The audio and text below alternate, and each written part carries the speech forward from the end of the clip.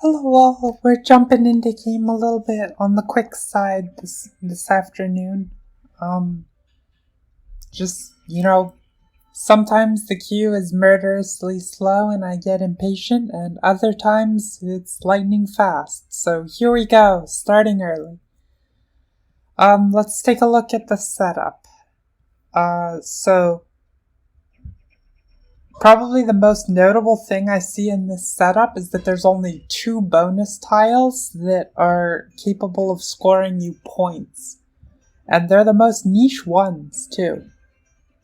Definitely a lot of factions will have trouble using the trading post and shipping scoring tiles until later in the game.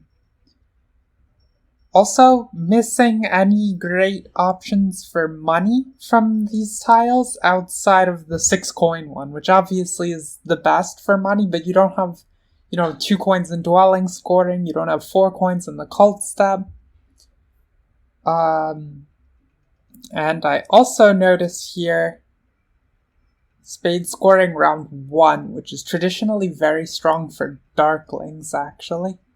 Not so much because of the spade scoring, mostly because of the cult reward. Darklings can get incredibly high on round 1 on the earth reward.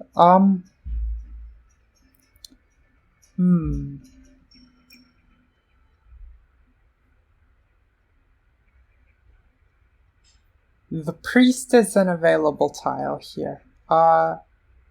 It may well wind up being the case that we're happy enough to play alchemists here, or at least to just toss them in the mix. The priest tile helps out with that, and then also they can start capitalizing on the shipping card much earlier. And it helps that there's only the one high money card to take. They are missing the most worker heavy of all of the bonus tiles, but at least there's still 2 options here that grant workers, so that's something as far as they're concerned. I'm gonna go ahead and throw them in the mix. I also really like the dwelling scoring round 2 for them. That's something they can leverage pretty hard.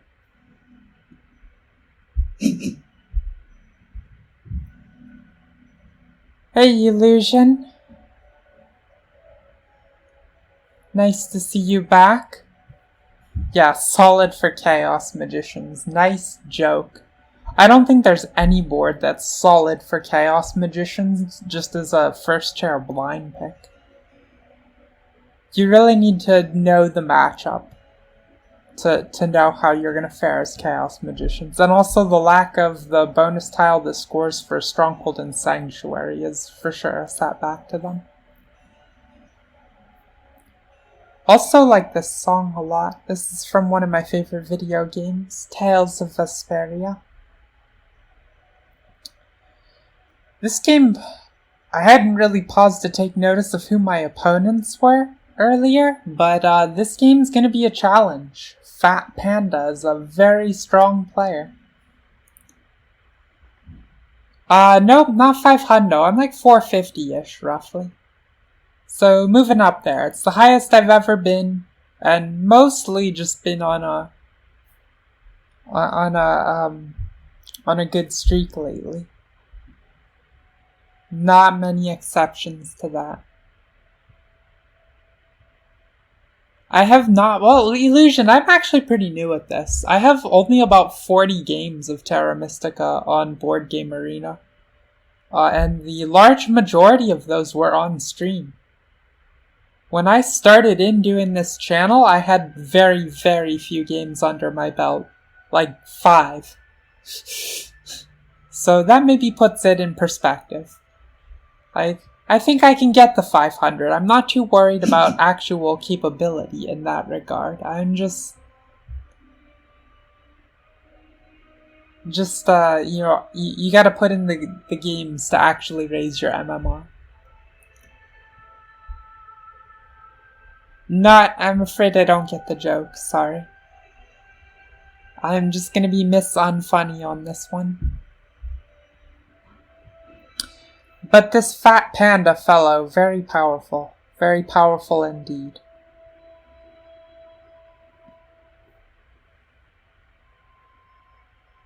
and is probably a panda, but who knows?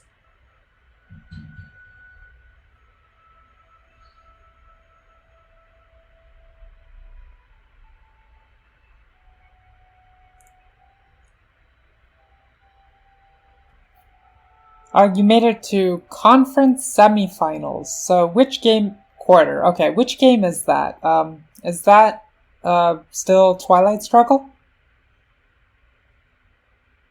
I know that's the one I usually hear about you playing in tournament the most. Yeah, okay.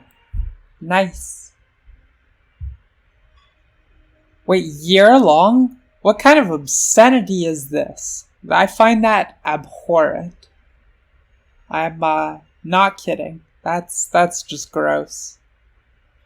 Like it's like Zoomers haven't figured out that people can just sit down in a room and play a lot of games and then have the damn tournament be done.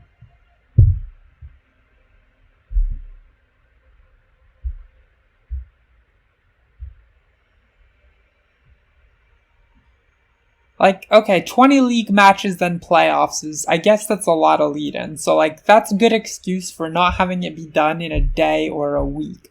But even still, like, at the worst, that sounds like maybe an NFL season's worth of games. So why isn't it over in an NFL season amount of time?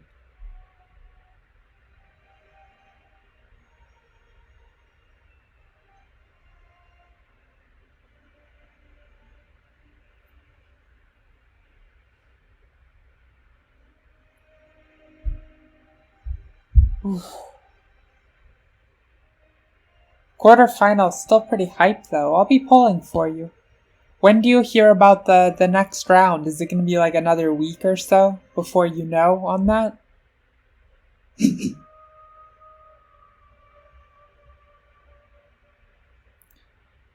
And in go the witches, bane of the engineers. And mermaids also. Okay, so actually this is, you gotta be a little worried picking alchemists on a board like this. Because mermaids and witches are the two factions best equipped and most desirous to contest this area of the board. So there is a real chance that connecting over top via shipping on like classic alchemist starting positions is gonna be a no-go, and that will be sad if that happens that way. You know, it might be possible to like, there's certainly other options for how to try and connect as the alchemists. But something to be mindful of. Also, mermaids sitting on 2 color neighbors. Let's take a look down these engineers. And there's some mermaids, and we have the witches. Okay, wow, that's a small sample size, so not terrifically conclusive. One imagines on like traditional start points, engineers should leech a lot of power in this segment or through here. It's probably safe to just chuck out engineers for 30 as a starting benchmark here and see what happens. Because alchemists may not actually be situated to take quite as much power.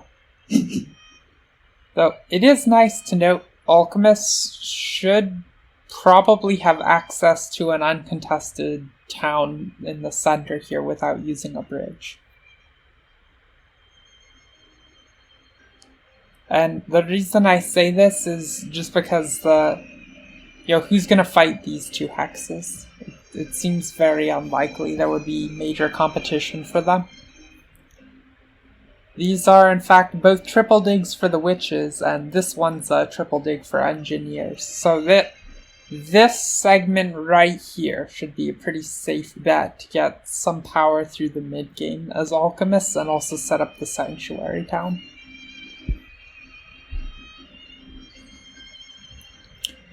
Definitely a real worry on this board that mermaids cannot have access to an Earth 1 favor. That seems likely to be the case. with 2 back-to-back rounds of dwelling scoring, Earth 1 is probably going to be a pretty hot commodity.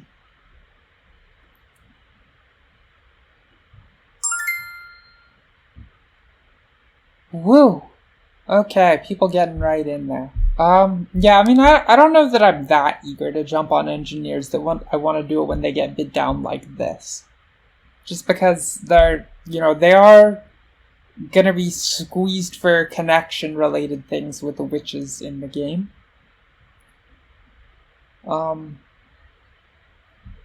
Yeah, maybe let's knock another point on alchemists.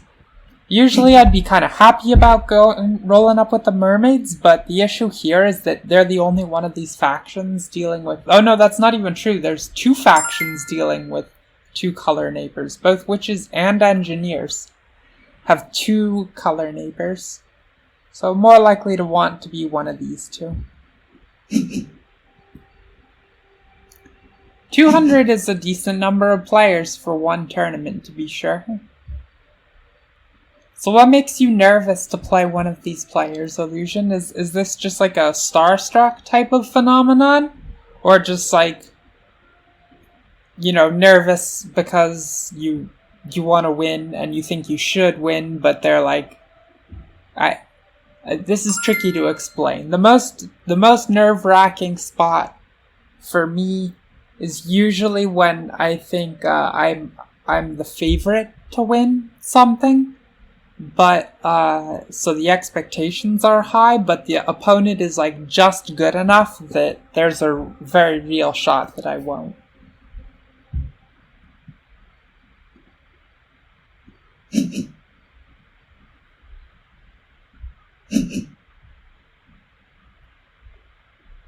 One, two's definitely a reason to be nervous. So how are the bonus tiles going to go on this? One imagines mermaids will start with the spade. Where are the witches gonna head? Probably most interested in like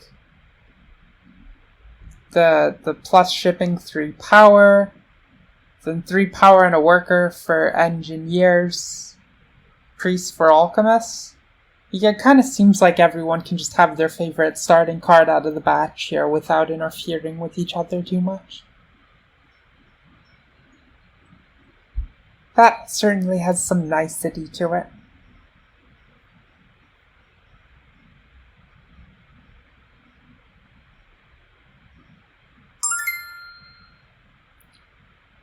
Oh yeah, definitely agree with you. The anxiety just melts off quickly once you're in game, because, then you kind of have, like, all the talking points in front of you. You can get really focused about it.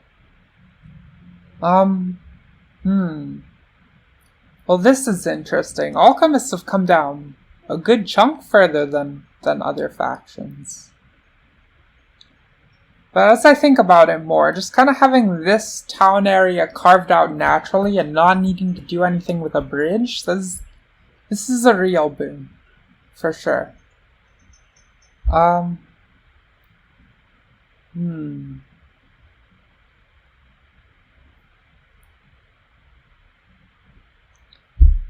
Yeah, and as mentioned, alchemists can make use of this shipping scoring early. Really don't want to play one of the 2 color neighbor factions here.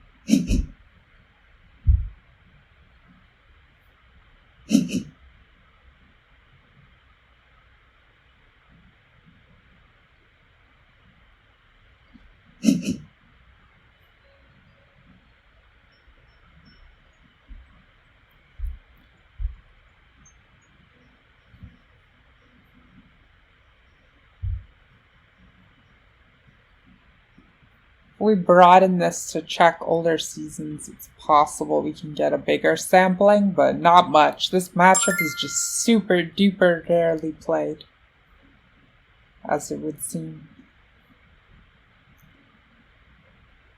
Yikes. Maybe I'll go another one on Alchemist here. It's kind of a spicy combination. There's a lot of strikes against all these factions. in this configuration. And then there's the big question, if we can't have one of these two ones that don't have two color neighbors, because other people are willing to pay more points than us, then which of these two are we more interested in? I suspect the answer to that is probably the mermaids. They are liable to lose access to Earth 1 in 4th chair, but that means they'll get the double dig on a speed round. You know, mermaids can start Fire 1 and see where that takes them. Where to go here? Yeah, I'll pay a 15th for the alchemist.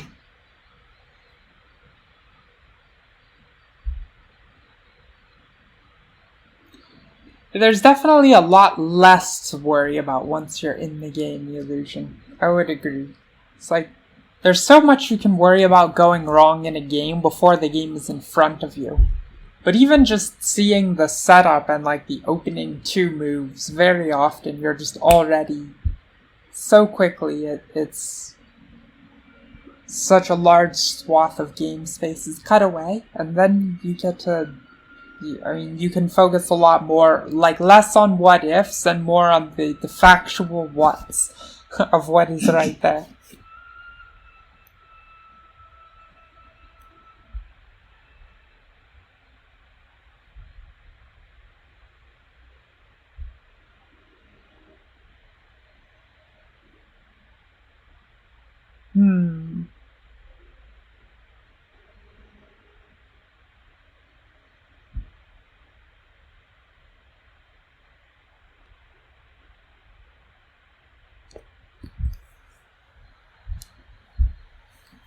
Is there... Let's see. It might be conceivably possible to do a no temple start as the mermaids. If you can't have the Earth 1 favor anyway, you know? Then, like, just leaving things at trading post can be as good an income for much less cost.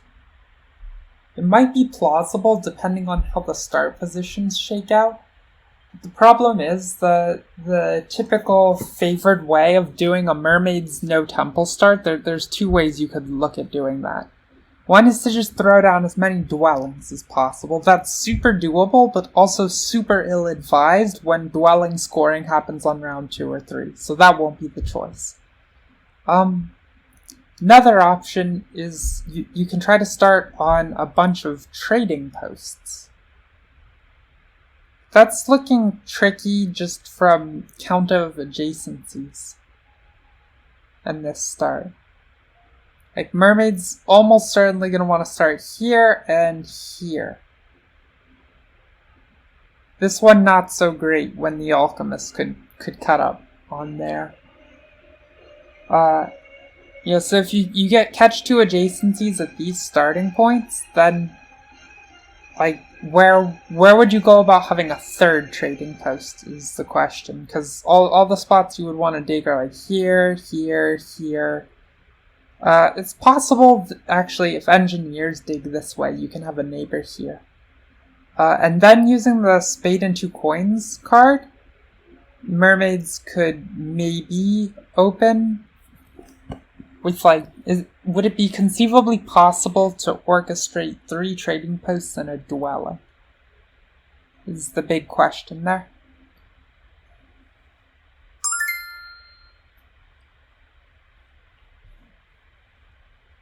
Okay, we got a mermaid taker. Spicy.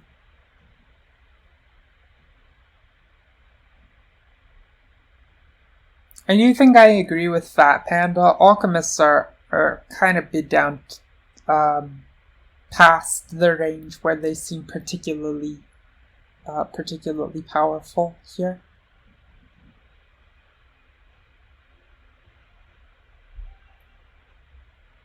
There is some concern trying to play mermaids about getting all the spots you would need, given that, you know, the common configurations for towns on mermaids, you can have 1 here, one up here, and then one that includes these two hexes, and then some hex around the edge here. And you could also use this setup as a town. Those are really the 4 main town regions as mermaids, though it can be achieved down here too. If you think about it, there will be stiff competition very early for those spots. Like, Alchemist's probably going to take all these black hexes on round 1.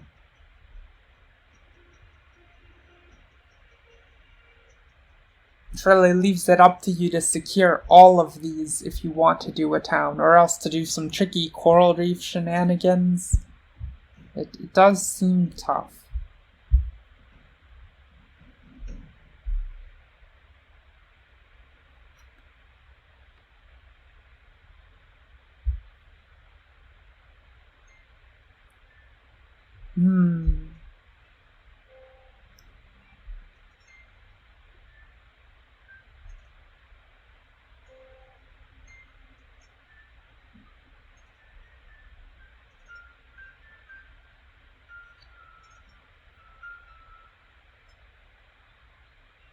I think on this set I'm most inclined towards engineers at 19. Well then, I guess not. Okay.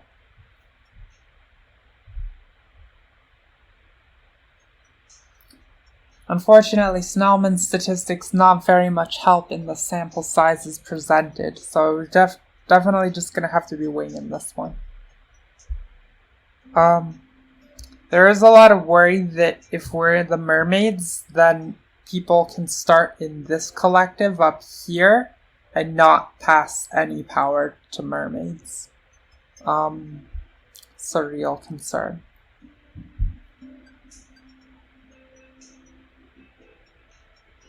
Still think I like mermaids better than witches though, so if I'm truly worried about that, that should just point me towards bidding a little bit harder on these factions. And in the end, that probably does seem reasonable. Well, let's see. If mermaids cut these spots, it is going to be tricky for the engineers to do a west town. So, engineers will kind of have to be like town here, and maybe one through here. And I guess those are fairly likely to stay uncontested. Then if they take this hex, 3 shipping connects, it seems okay. Like, engineer's pretty happy to just grab 2 towns and not try to play a 3-town style.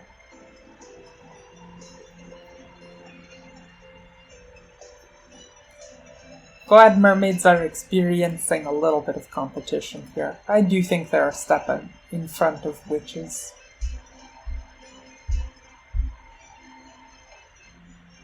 Like in most situations, really. Mermaids do an awful lot of what witches do, but just a little bit better.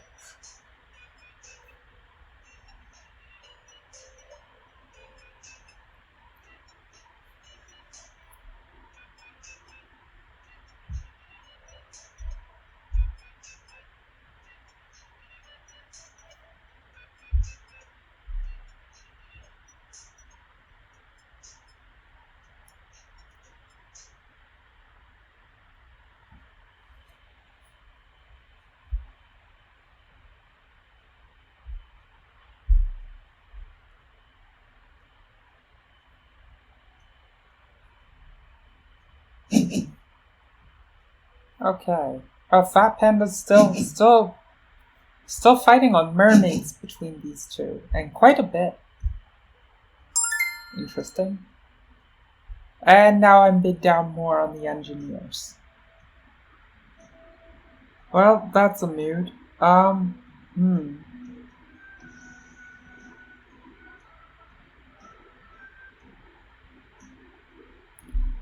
So it does expose substantially more connection opportunities for the alchemists if they start in this spot as opposed to this one. This one puts a lot more eggs in one basket. to do connection over top, but this will leech so much more power that does seem quite worthwhile.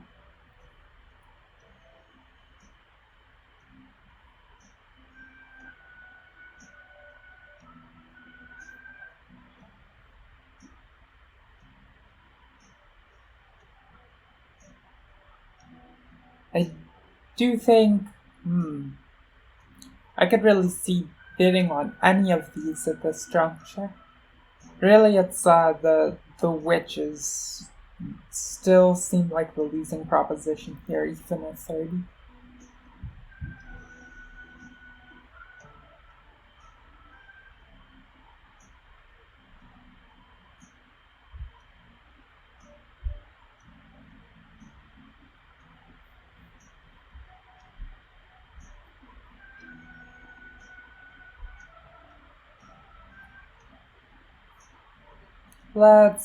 Yeah, okay.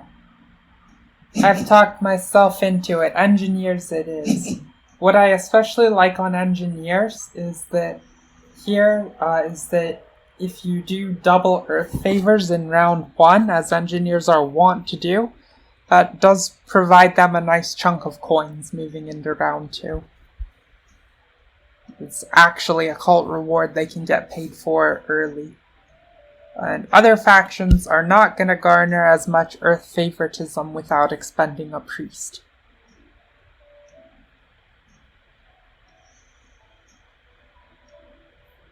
Yay, illusion, I don't know what that means either, I'm sorry.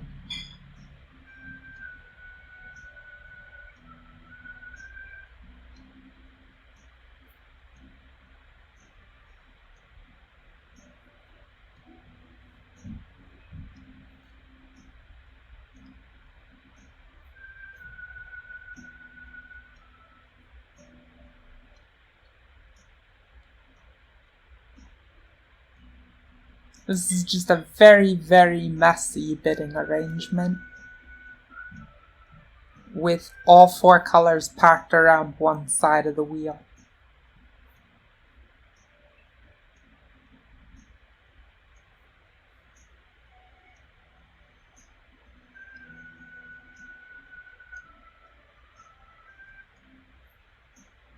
Let's see, what flag is this from White Blur? I don't know. Oh, Norway. Okay. Interesting.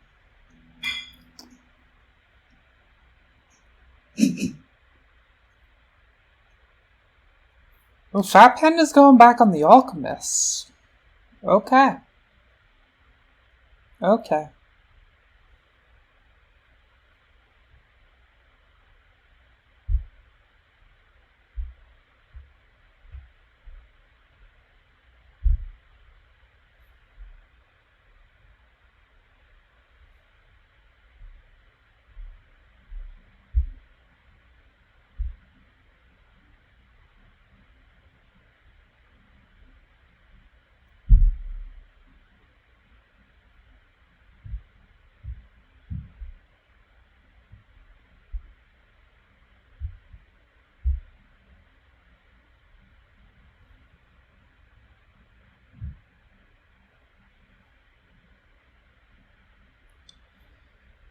This may be one of the longest bidding sequences I've ever experienced. Just because all the races are getting bid down.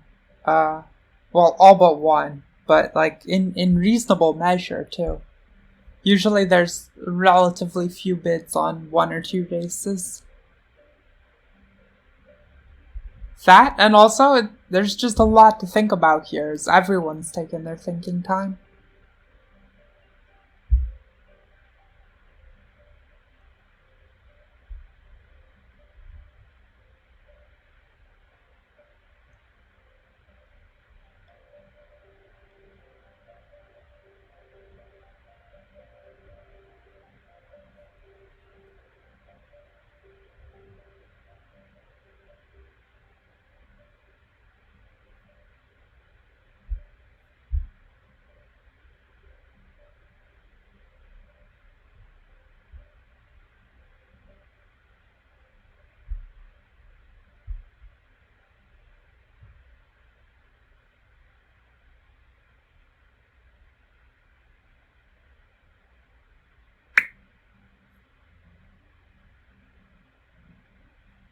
Did we? Nope, we did not end it. With the long pause like that, I was really optimistic that this might just be the end. Usually people sort of take a minute to size things in before they end it. It's very common. But, okay. Yeesh. Alchemist for 12. I've never seen the race go that low. Ever.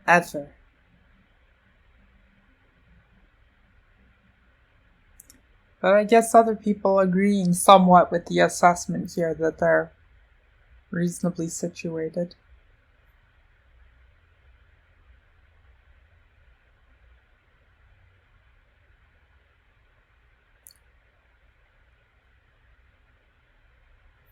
I think this bonus tile is actually one of the ones I'm least happy to see as witches. The points for shipping bonus. So witches, it's such a hassle to try and upgrade. It's quite a hassle for the witches to upgrade their shipping before the end game. They usually only want it right in the last round for final connection. Because they don't need it to ship across continents, they'll use their stronghold for that. Maybe we can get single digits. That would be something to see. It's actually very rare to see any race in the single digits on bidding ever, unless it's Darklings. Even Engineers, pretty rare to see something like that.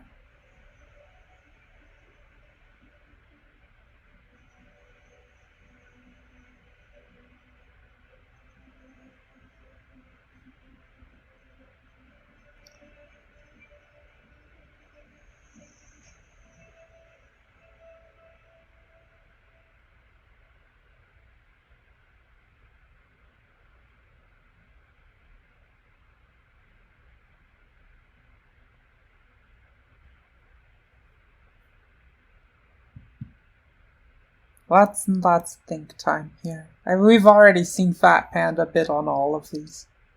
It's pretty clear that most people in this auction have a willingness to play all these races if the price is right. Except maybe this Silver River guy who's only ever bid Alchemist, so who knows?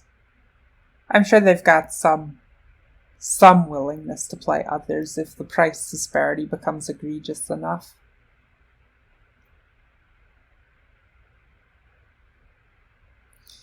So, if engineers come in here on 14, what's our next bid gonna look like? That's an interesting question.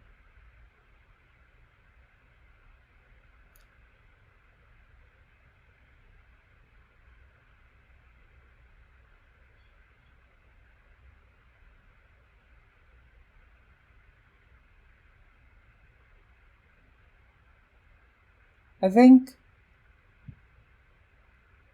Oh, sure thing, Illusion.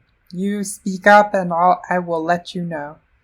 Anyhow, I think it's gonna be kind of, we're starting to get to the discrepancies where witches are almost a full Earth 1 favor up on alchemists from the get-go.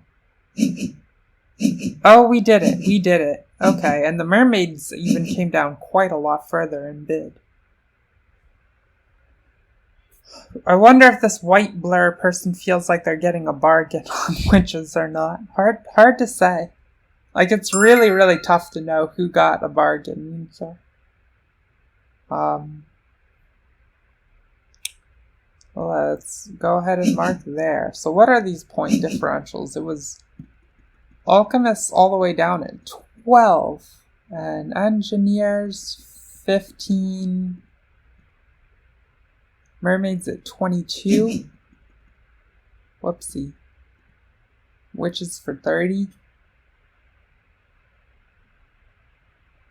Okay, well, it's a very statistically insignificant sample size, but Snellman still gives the incredibly high air bars vote of confidence. Woohoo.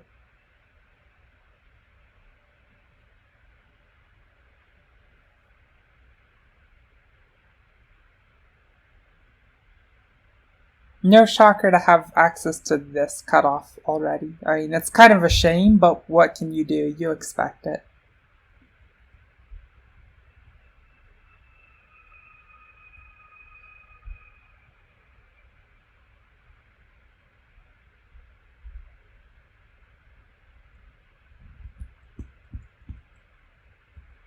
No single digits for you, Illusion. Everyone still at double digits. Lowest we got was 12 points for Alchemist.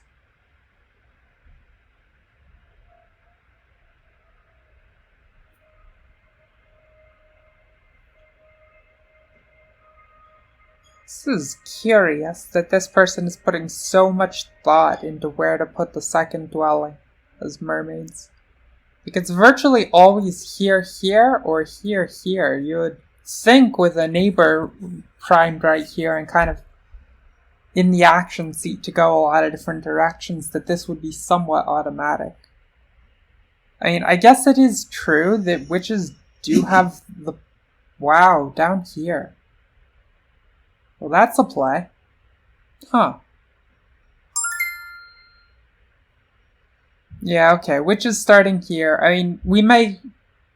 Starting here is sort of cut off from the route we'd really like to go from this space, but I think we're happy enough to start here anyway, just for the power absorption, because we know the alchemists will put a starting spot adjacent to it somewhere. So let's see which one they pick.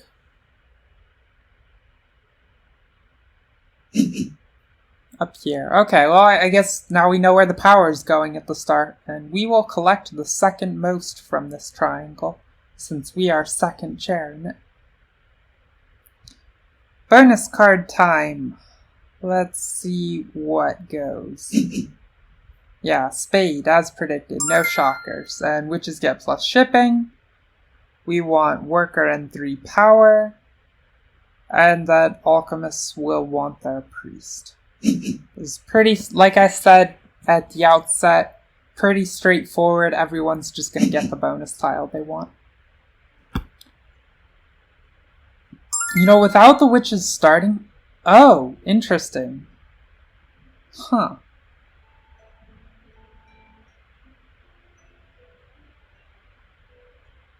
Okay, alchemists are going here first. I guess because they know they want their sanctuary in this bin. That does break up all the power being handed off here. To some extent, at least.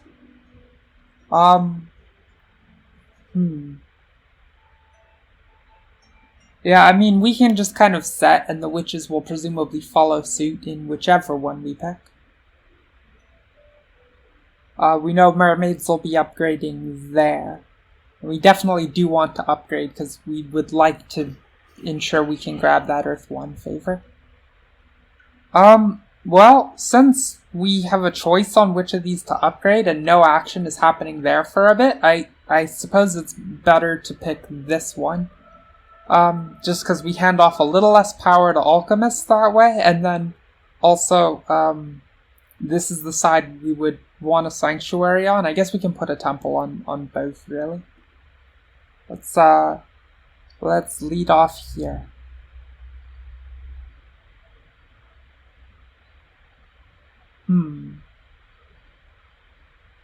Yeah, okay. Would have been nice if alchemists would have just sucked it up and done it here. And then, oh, okay, which is actually going to cut across to ensure this. So that may well result in them being the ones to miss the Earth 1. But it does mean that they gain this space. Like, mermaids would have been happy to take it away ASAP had they not.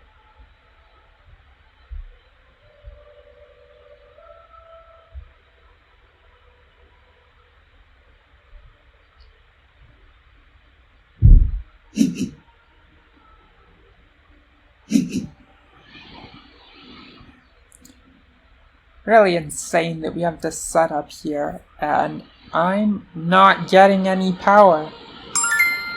That's just mean. Okay, alchemists go for their priest. That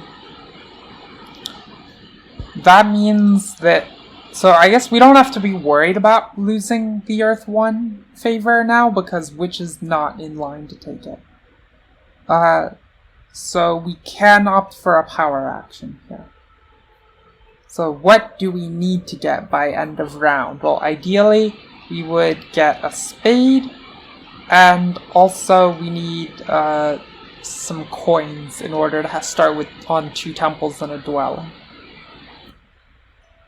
Actually, that's just 1 coin and a spade. So if we have any confidence in receiving any power, we could just go straight away with the double dig here.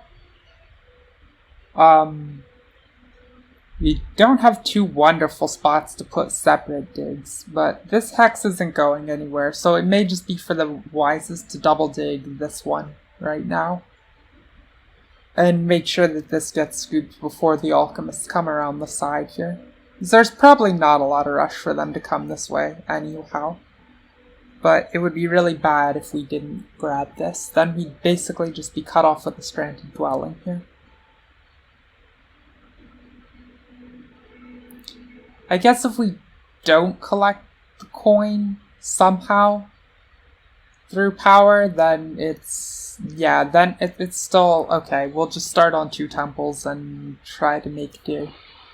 Either way, I think it's very nice for us to... You do have to burn a ton of power tokens to do this. It would be nice if they just upgraded here first, then we could burn 2 less. But as things stand, I think this is the way that we want to go. Just get our digging starting right now.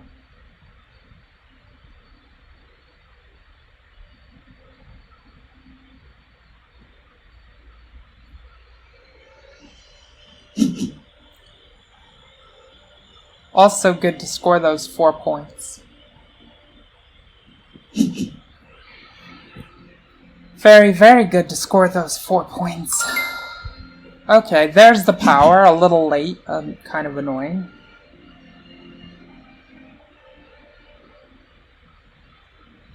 Would really have been nice if we hadn't had to murder as many power tokens as we just did.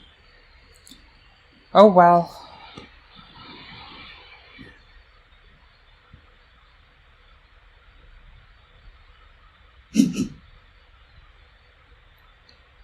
Okay, single dig for mermaids. Alchemists don't really need to dig so much. Because they're gonna go ahead and make the shipping start. They do have both of their priests, so they'll just be building dwellings here and here. Let's see, and they did take Earth 1 as their favor, so we'll lose it now if we don't get it. Let's go ahead and get it to that end.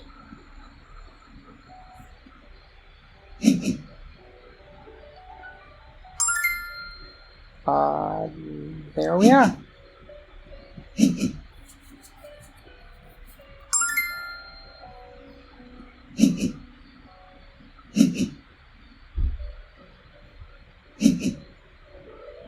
Mermaids indeed, they prioritized grabbing a dig this round higher than taking an Earth 1 favor, which, like, fair enough. They can just do fine with a Fire 1 here, I suppose. That'll get them to 2 shipping a little quicker, which will then let them build here and here.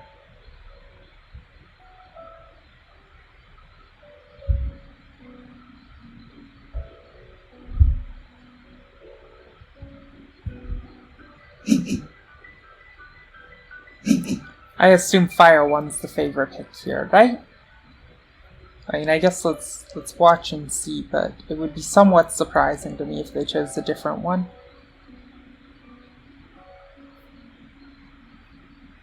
Maybe some kind of argument exists for Earth 2 or Water 2?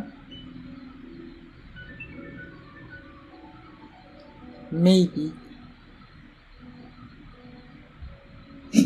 Nope, there it goes. Okay, Fire 1.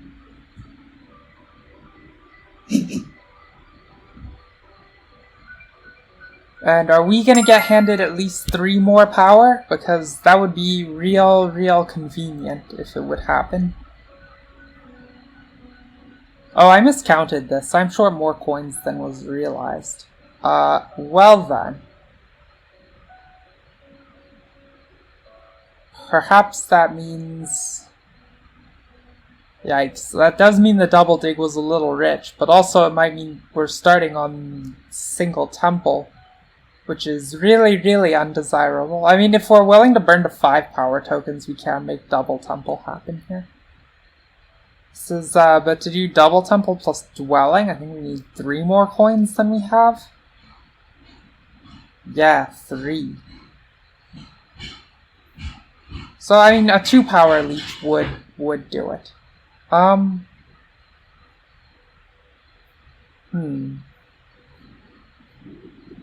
So is it best to just be first passer in this situation?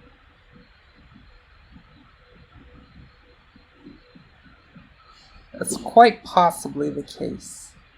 But what card would we have to pass on to?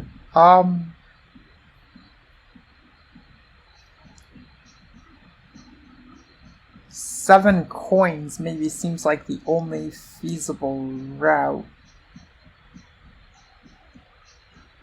And then the intent is next round to... Oof, yeah, this is a very slow start here.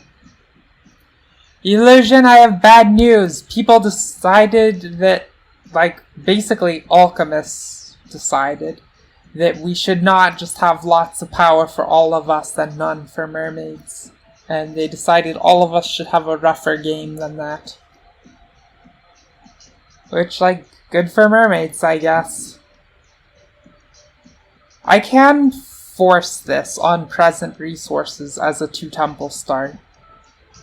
Forgoing the dwelling. That might actually be for the best. Given that I really don't want to be putting down dwellings until these dwelling score rounds. But I'm gonna have to burn an awful lot of power tokens to do it. A lot of power tokens to make that happen.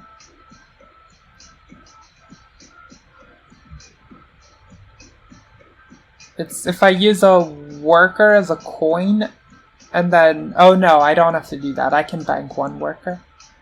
So then I'll get a single worker income from this Earth 2, and that lets me build two hexes. But that burns all the way to 4 power tokens in the cycle, which seems really ill-advised as engineers. How am I supposed to dig places like that?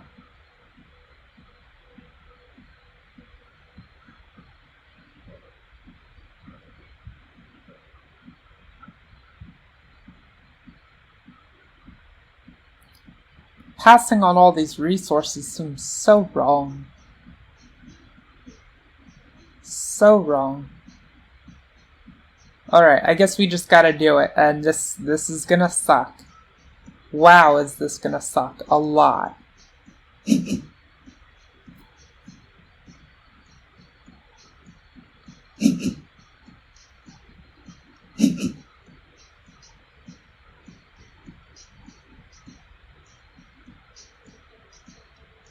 Okay, mermaid's presumably about to dig at 1 more hex. They're gonna dig it. They may not build on it just because of the dwelling scoring for next 2 rounds. Though they may also. It's like unclear if a worker is worth 2 points at this juncture.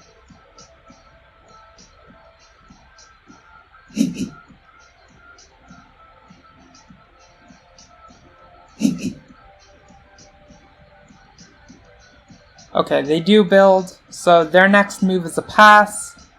Alchemists still have to up shipping again. There it goes, and then they're gonna build here. So we should be able to get the spade tile out from under the mermaids for the next round. So that at least is good news. Good news, because our power tokens are about to bite the dust. In a really bad way. Yikes.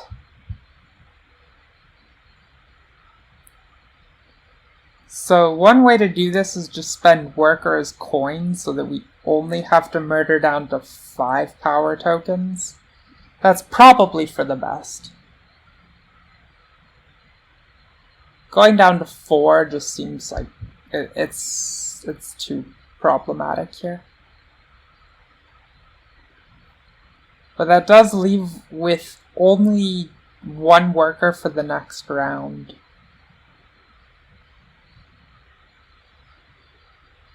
Yeah, if we're gonna get the spade card, we would ideally want to build 1, 2, 3 workers in the next round. So, yeesh. I mean, I guess we can do it instead, like, this is technically an option. Alright. I hate myself for choosing this road.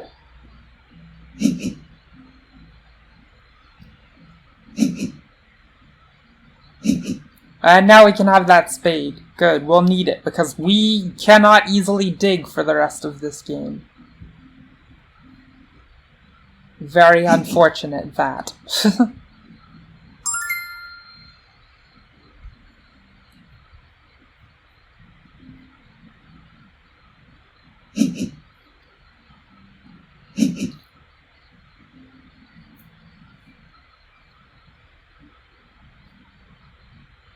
So now we know this reward worth nothing in round 3, because already we've gotten rid of all our power tokens.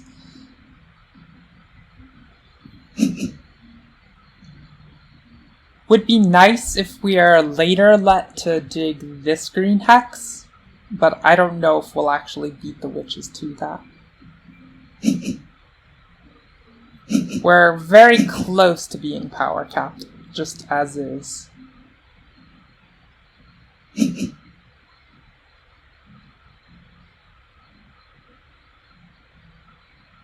Okay, shipping from the witches. That makes maybe some sense. Now, when they go ahead and take a double dig action, which no one else is eligible for, they can dig this mountain away. And then they can start building around all of these for so many dwellings. So, you know, we'll want to get here so that we receive the power when they come around.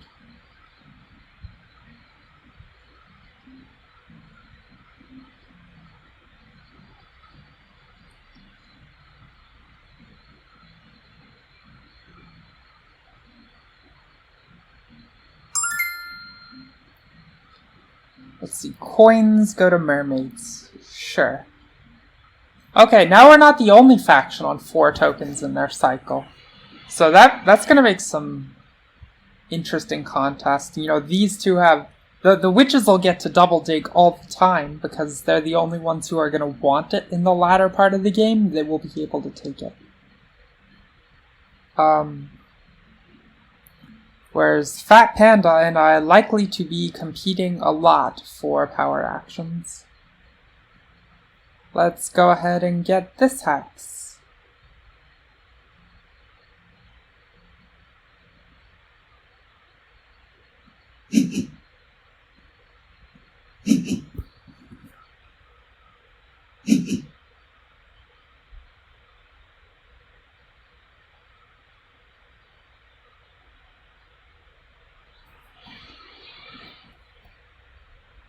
There's a few options for how this might play out depending on the power that we receive.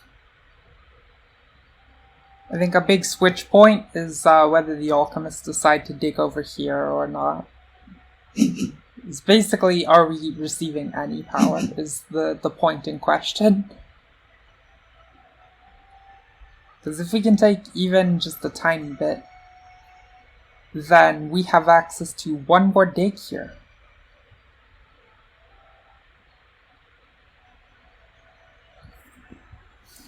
Which will definitely be used on this hex before it's gone from us.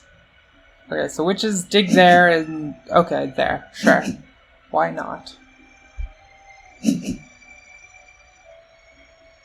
Well, I guess we know we're getting that point of power now. It's just coming a little slowly, probably, as the witches build around to this spot.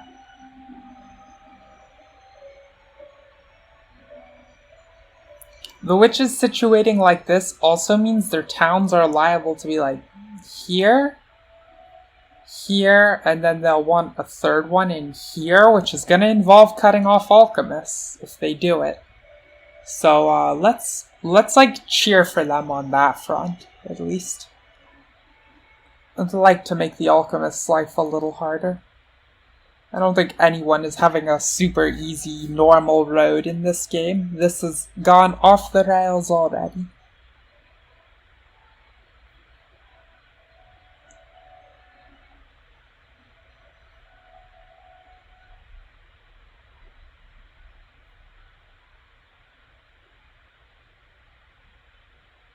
Illusion, I disagree with you. I do not think celery is bad raw.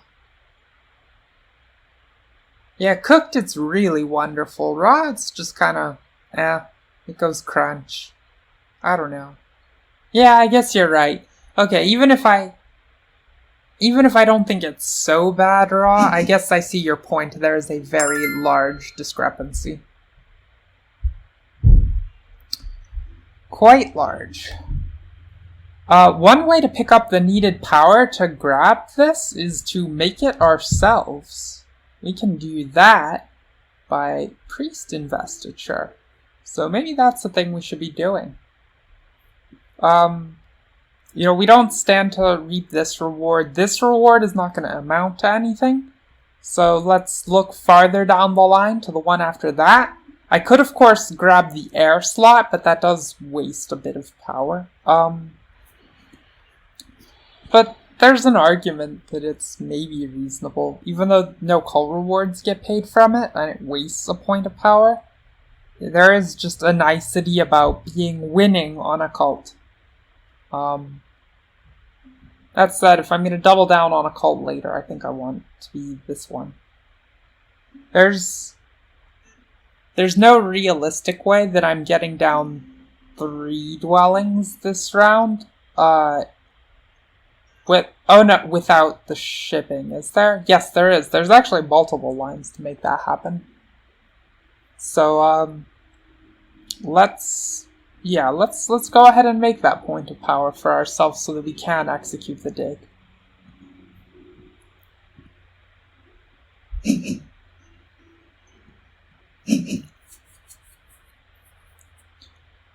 This is probably where we lose what we want, right here.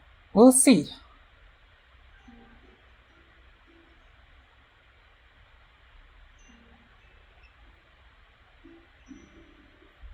So where are the alchemists gonna head? Yep, okay. They snapped that right away. Interesting to me that they chose this site rather than over here. I would think over here you can put Gloomy Shop in some of these places and still town up on this combination. But that's really not something you can viably do over on this side. To make this into a town, you're going to need freedom to upgrade all of these positions. So I would have thought digging it here was better. I mean, I have no personal investment in this, right? I can't gain any power either way. So it's not like I'm just raging out about something that happened to me personally that I'm upset about.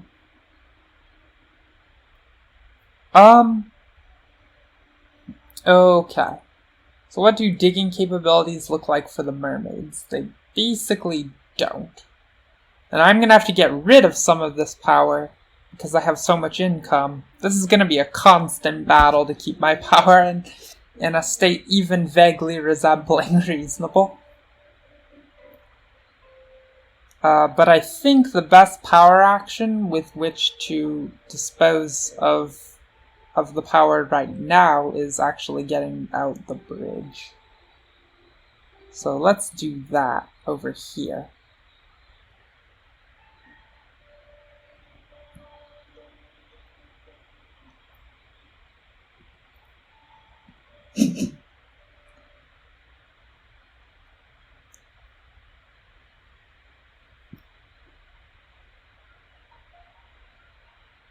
Then next round with 1 shipping, we're situated to take like 1, 2, 3. Well, okay, that one goes away.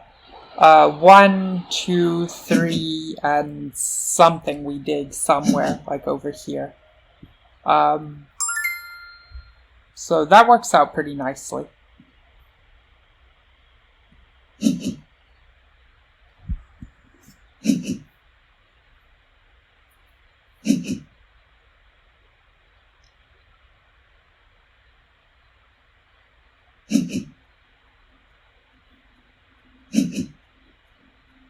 Oh, did alchemists already make the 3rd point of shipping upgrade? They did. Okay, so that explains why they wanted to come here. They wanted to be absolutely certain to get this on lock. Which, fair enough, it wastes the priests in the long run, because they don't get to gloomy shop that part of the price.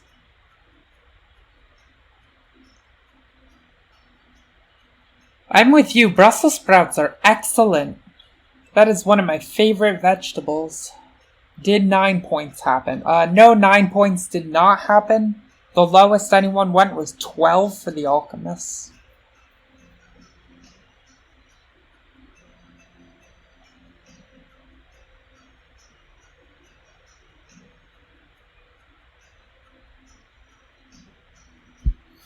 So in terms of center digging, we're most incentivized to dig this desert hex.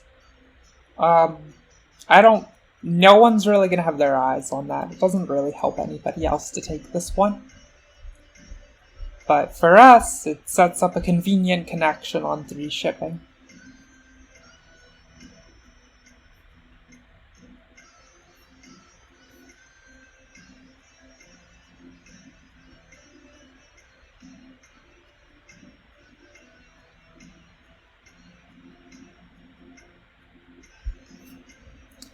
Now it's time to start taking a look at bonus tiles that we want access to. And there's a few of these that seem reasonable. 3 power worker, a coin is maybe okay. I mean, all the 3 power equates to is really just 1 coin, because we can't store the excess power unless we down convert this top one to a coin. So this is really a worker and 2 coins. But a worker and 2 coins might be pretty okay here.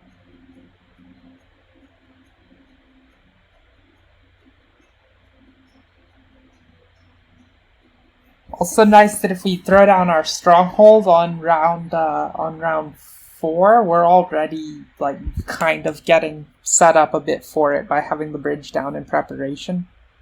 It's still really a shame to have to waste resources now in that manner. So this is passing time, the moment of truth about which of these cards we want. And we, I mean, I guess the trading post scoring card is actually strictly better for us than this other one.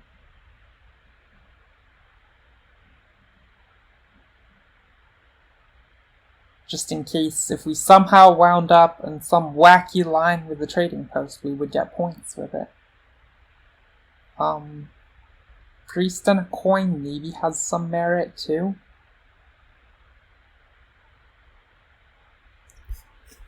This is tough. But if we pass here, we are going to get power capped by our income, and then we'll be able to dig as the opening move of the next round. Unclear where we want to throw that dig, though. We don't actually have any single diggable hexes. So it's going to be a total of 3 workers of income, 4 with a card like this. So if we upgrade shipping first, then we can do 1, 2, 3, and a dig if we are let to still dig when it comes back to us.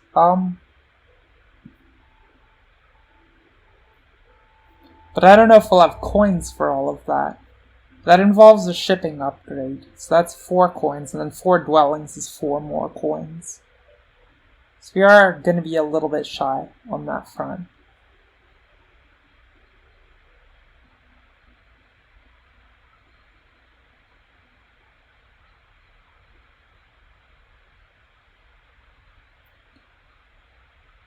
It's quite possible that the path forward on this is if we take the priest and a coin spot, then as our opening move we can just grab this 3.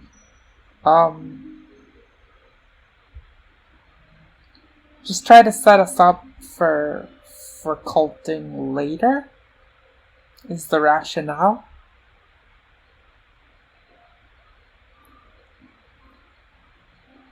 We know we want priests invested, so we get paid in round 5. We also want no trading posts down at that time, so we can upgrade all of them, which is going to make juggling money a little tricksome.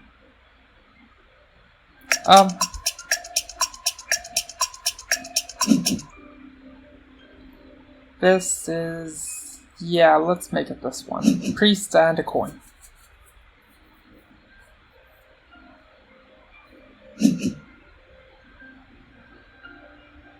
And Alchemist's already shooting up for shipping scoring. And they got the spade. Alchemists are in really good shape here. I like their position. Which is not doing too bad either.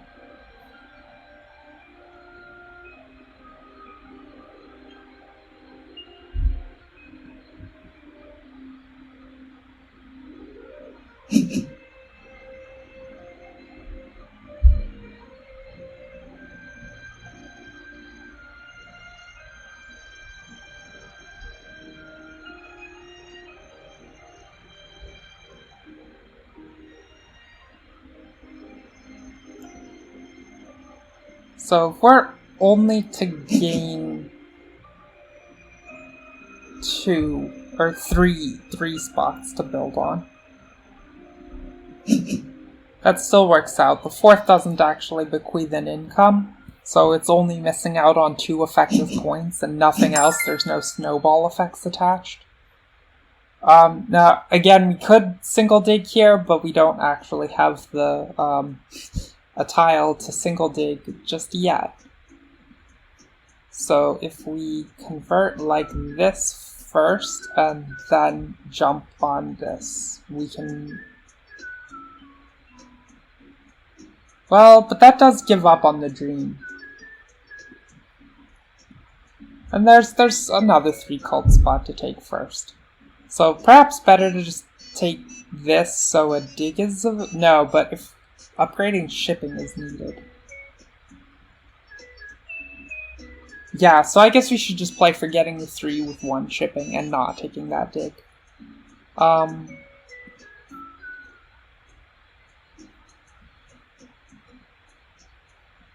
Oh, actually... stop it! We're gonna do that, then we should just open like so. And take lots of money. This is a much better route. And now it's trivial to plan and take our 3 places. And we can even accept power in the interim. But we have to be careful about taking too much of it. Just because we are capped. Very hard by what we can store. The witches grab the fire slot. Sure. It was somewhat immaterial to us which one we actually got there. Would not be surprised to see the mermaids making a play on the 3 earth here. I don't know that it's going to be their move of choice. They may well take the single dig spade action.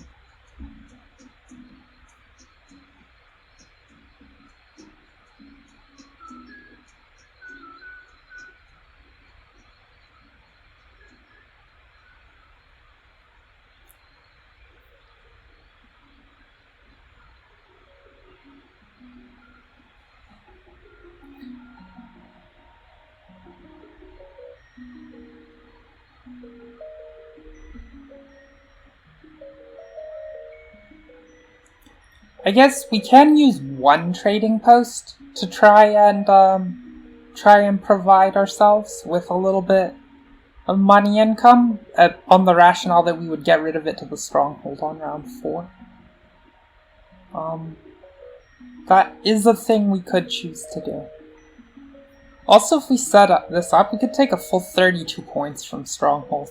And given how well or how poorly things like network considerations are going, that may well be how we decide to do it.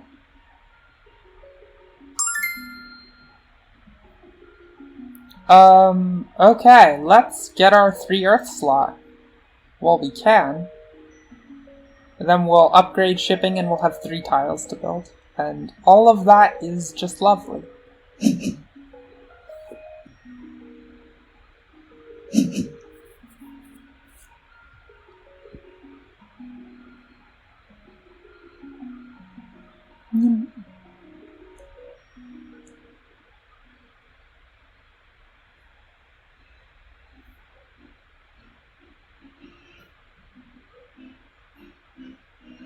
There's definitely going to be something of a race to the first town here.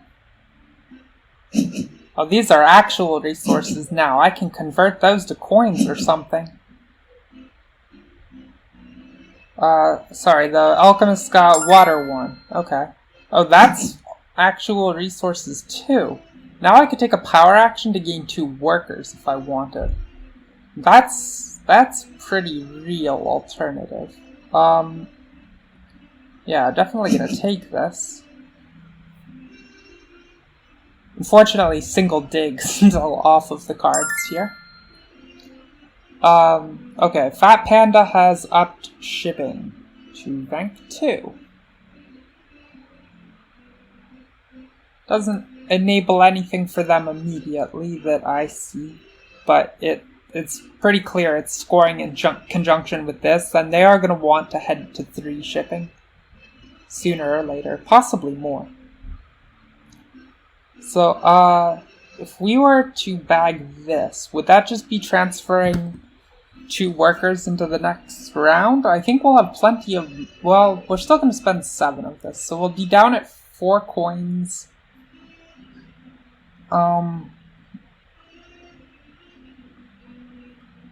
Yeah, probably in our best interest to get this. We may need it for bridge construction, conceivably, on the Stronghold round.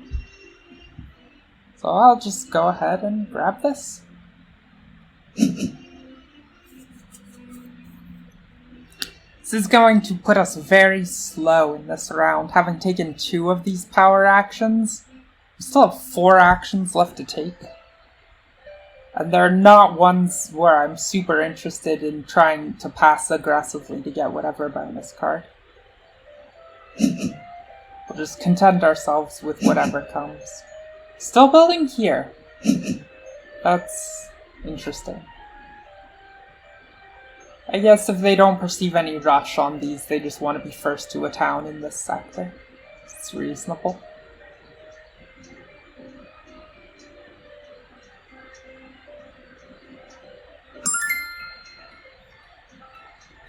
Do I want this? I probably do, because I don't anticipate receiving any additional power this round. And then that puts me up perfectly in the cap, so that I can take a 4 power action to lead off the next round. This is probably right to accept. Oh my goodness, we have witches grabbing a water 2 already? That is or fire 2? That is a very, very fast fire 2.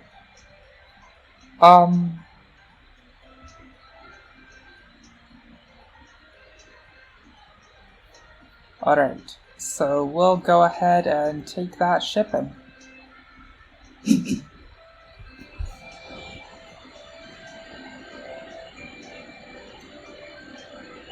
So, having gotten this power action this round actually gives us the resources needed to put up a trading post this round, which, as mentioned, we can afford to do that prematurely before round 6, because we're getting rid of it in 4. So it just helps out with the money shortage slightly. It will give us 1 less worker, but it's worth it for paying back its coins.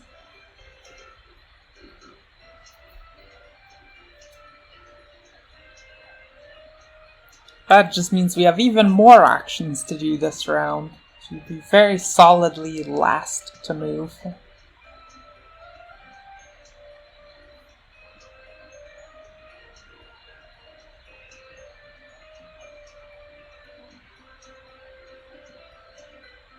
All of a sudden, everyone's quite short on power tokens.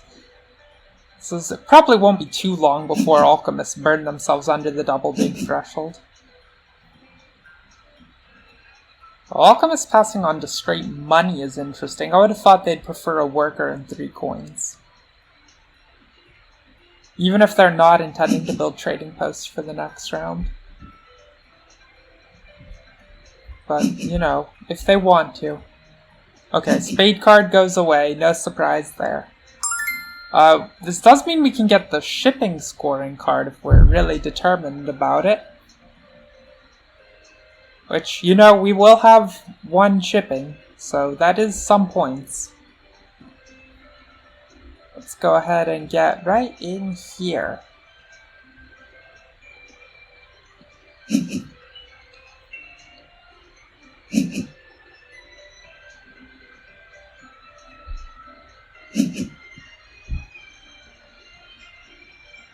And mermaids can also still build this one. And I imagine they're going to. It's worth a lot of points to them here. Oh, there, too. They don't have the means to build the last one here. And we'll be happy to keep it that way.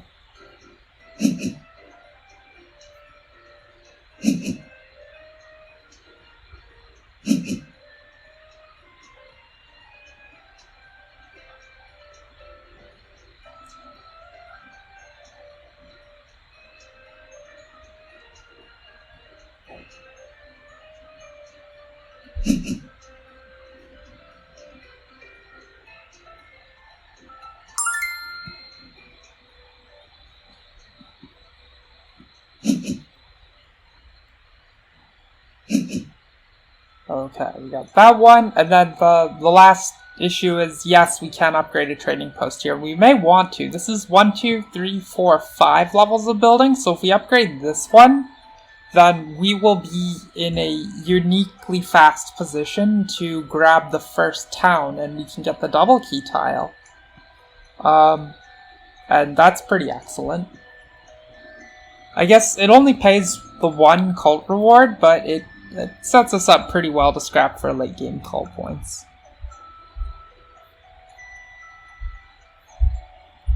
Let's, you know, we're not gonna do great on network this game, sort of by design. We knew we were kind of boxed into these regions from the outset. We figured we'd just take the 2 towns, so as long as, you know, we may even lose network, so we are gonna have to play for some cult points, probably. Yeah, I guess if I hadn't invested the priest, I could upgrade shipping again. No, I still wouldn't be able to reach to the places I want. Okay. Well, I will make a trading post here, just to help out a little bit. On the money problem for next round, because we are very, very short money.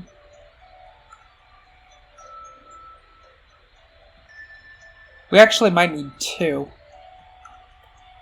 That is a doable thing. If we really felt like it.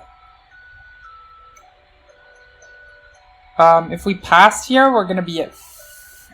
We'll take 4 workers as income, so we'll be at 5, but we'll only have the 4 coins, which is still not enough to stronghold this.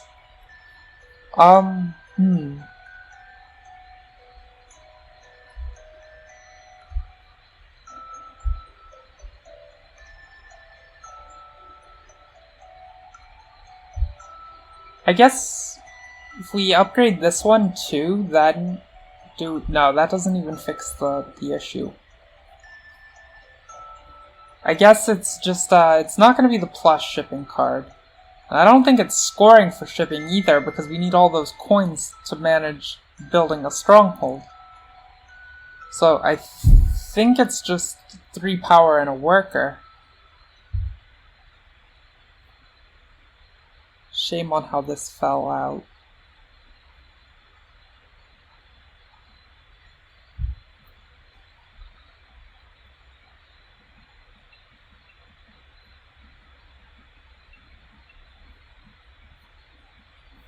If we upgrade one more... No, that seems like a mistake.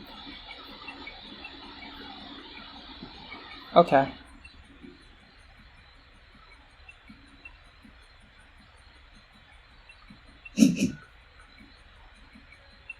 So this is... It's 3 points or 1 worker.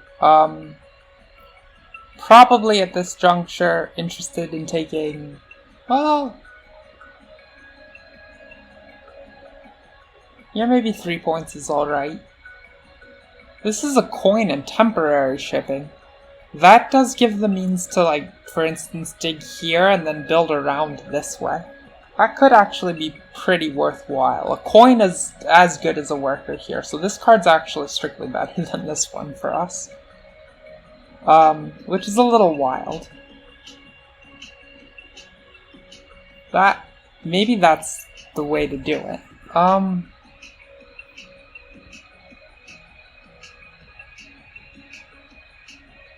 Yeah, I'll take a coin and then temporary shipping outs.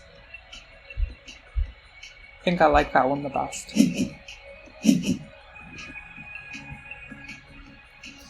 And we'll see how the chips fall here.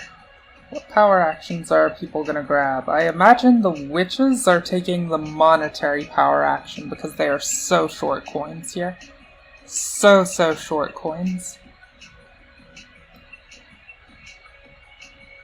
Relative to their worker count. Yeah, I think mechanics... Sorry to answer this so late for you, Illusion, but I do think that mechanics are the main thing I'm interested in a board game. That sounds very accurate. Okay, so this went away, which means our power is... It's just money. We can get some back after we found our stronghold, though. Because again, we'll complete a town. We'll make 4 power out of grabbing the town tile that we do.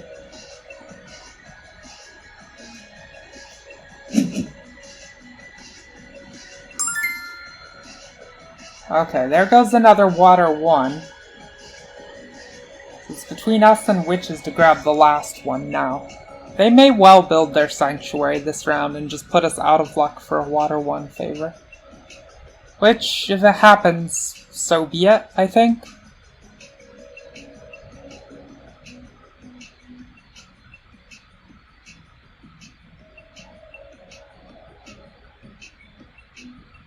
Let's, yeah. Let's go ahead and get the stronghold down, and we'll need to make space to accept the new power.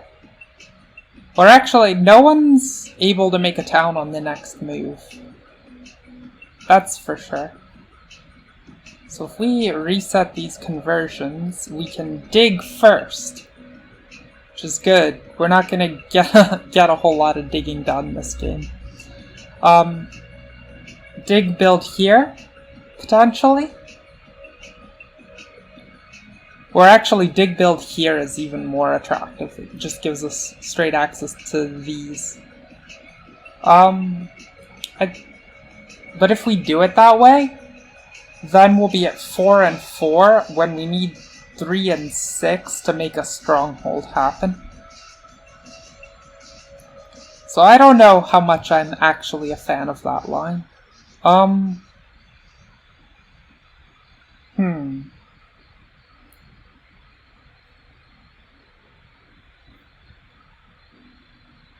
mean, I guess if we spend the priest as a coin, it still goes.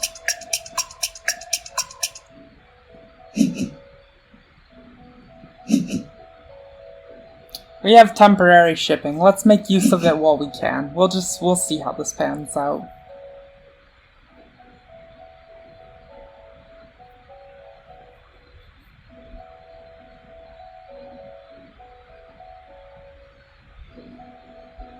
I should maybe actually be a lot more cautious about this than I was, because we're still going to need to take this yellow hex too.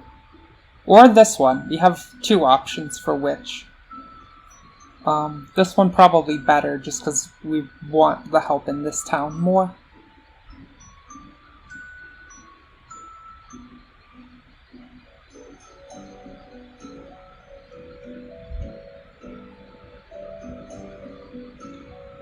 I disagree, Illusion. I don't think I've ever seen a war game where I've liked the mechanics. I don't think even once. It's always been very, like, micromanagey.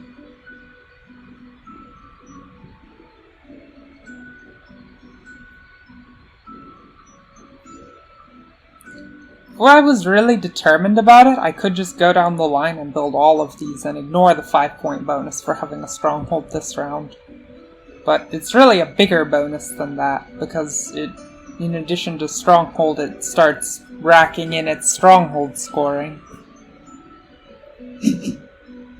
It's just such an economic setback to build it now. Okay, there's some power. There's also the disappearance of Water 1, which is sad, but, you know, down it goes. Yep, okay. So, not a lot of interest left in grabbing... Well, I mean, maybe our next favor is L1, actually. Whenever that has to happen.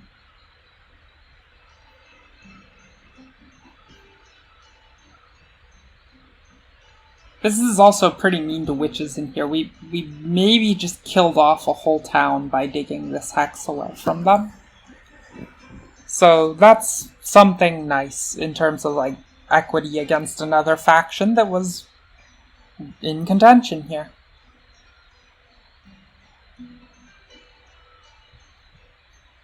Like, I can't imagine that they could make a town out of this now. They would need to take one of these hexes, and they're both triple digs, and that involves competing with the alchemists, who also desperately want these hexes, and are going to be much, much better at the digging.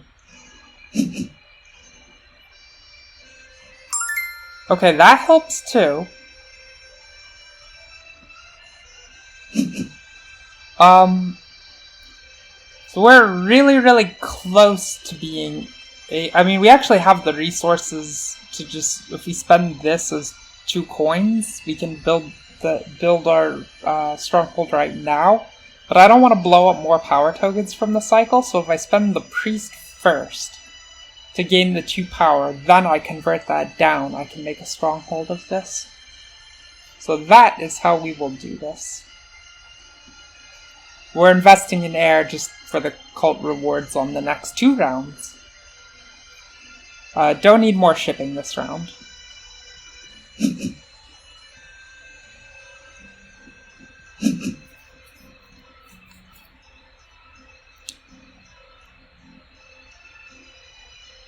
And still going okay. No one else in threat. Actually, mermaids can make a town with their next move if they put a coral reef in. But they don't have the resources for that.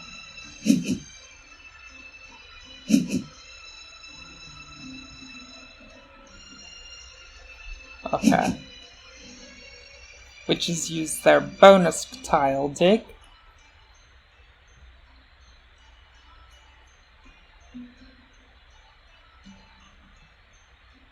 I really don't like the micromanage in war games. It's very... I don't know, I think it's the worst sort. I've not seen very many where I'm happy with how all of that is handled.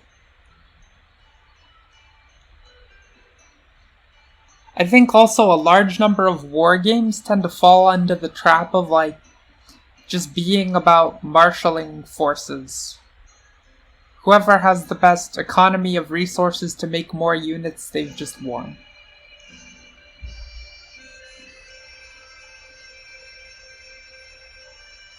What have I played? I've played Risk and War of the Ring and Crumb. I played some Japanese-themed one. I can't remember the name of it.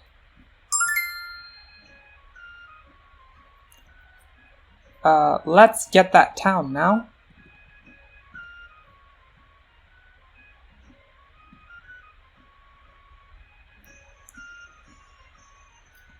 Now we want either 3 power after this to build another bridge, or to, yeah, basically to take the make bridge action over here, because that's worth points. But we can get that from using this. It'll be worth 4. Yeah, we can then get 3 out of it, but we will have to burn.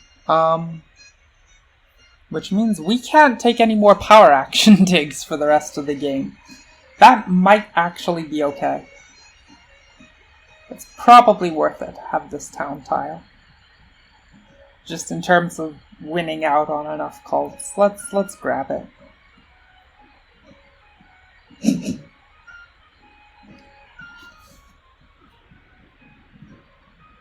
And now we are super well situated to super duper well situated to win some of these.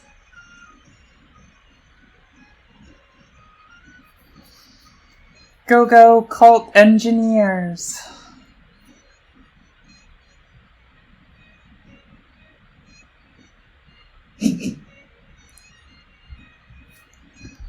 And no shocker alchemists would get their stronghold. Building it round 4 is actually pretty late for them. Oh, actual war-themed games. I'm not sure I understand the distinction. I didn't list very many, but, all of those are war-themed games, are they not?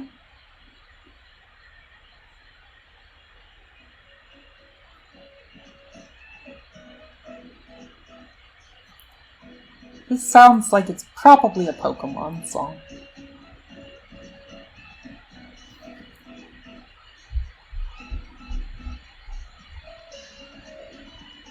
So we do have also the option to build a dwelling over here this round instead of burning power tokens.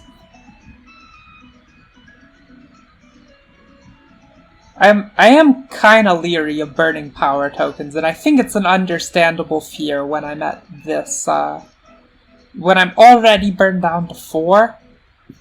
The only really mandatory dig I need to take for rest of game is this one. But that's 2 digs. Or it can happen here. There's, flexibility on exactly where it goes. Heck, if we dig both, it saves the shipping, but at this point, digging has gotten much, much harder than,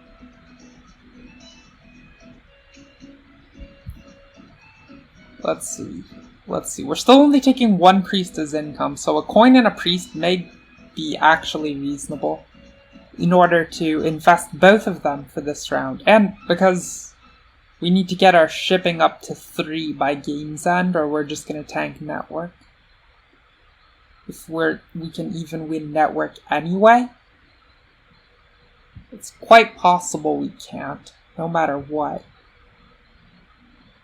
We're already a little behind in network, and these other factions have a better situated economy than we do. I guess I think it's probably safest to anticipate losing network and just get the damn bridge.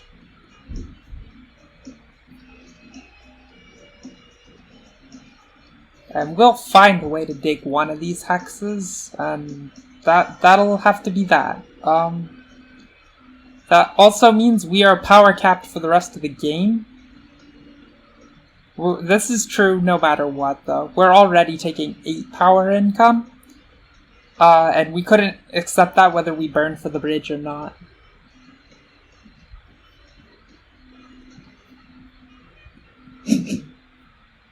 This also waits an extra move in case we can get the spade from witches, which is super high value to us. Super duper.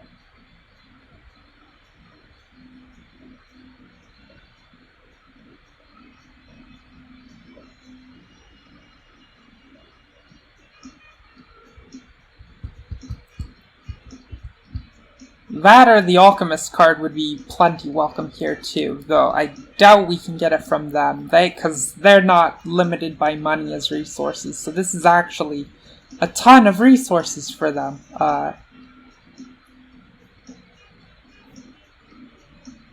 They may well upgrade digging capabilities again here. Oh, or they, yeah, okay, they do that. That works. Oh, now they scored the full 10 off of one of these rounds. Not often you see those in the same round. Fire to favor. Okay. We'll just keep competing on our 2 cults and try to get not last in these ones. That'll be plenty happy enough.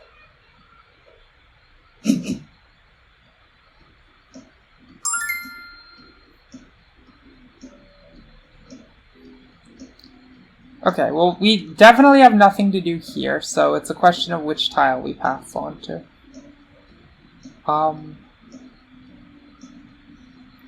And unfortunately, if we take trading post scoring, then we can't have trading post scoring for the end of the game.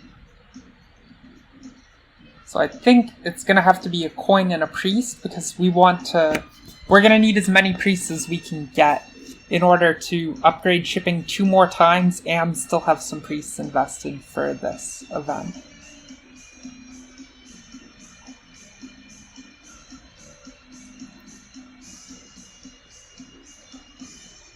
So, yeah. There we go.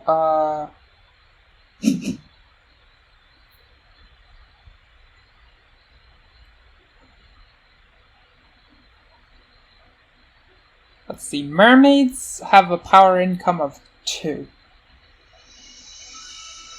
So, they're not... Well, I guess we can't take any power actions off the board ever, except for the bridge build. Which we probably do take next round. This is just, we gotta get those bridges out, and we don't want to spend... Well, maybe... Actually, 3 power can be spent as 3 coins, also. And if we're going to be spending workers as coins anyway, it may be worth it to do the other way.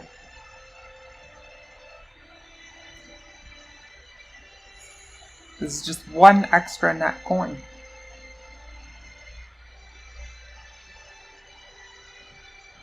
So, I guess it's going to be about whoever can get onto this the fastest for the last round.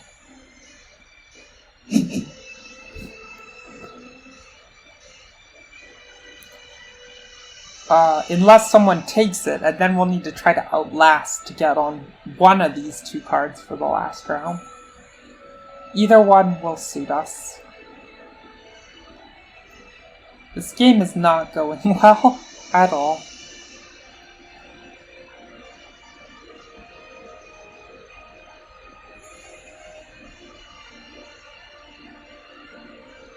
Illusion. How about Kemet? Does that count as a war game in your mind? Maybe it should. I don't know. I have played Kemet. Enjoyed that one. No? Okay. Yeah, then I guess I'm just not terrifically into that genre. Sorry.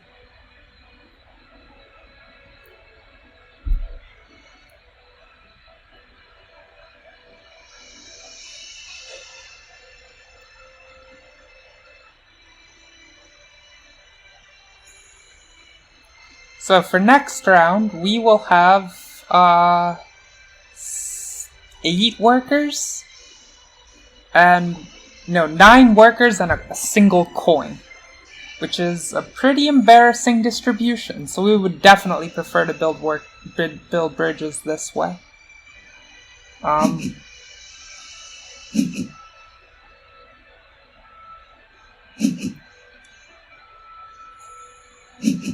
We can't even do anything with that power.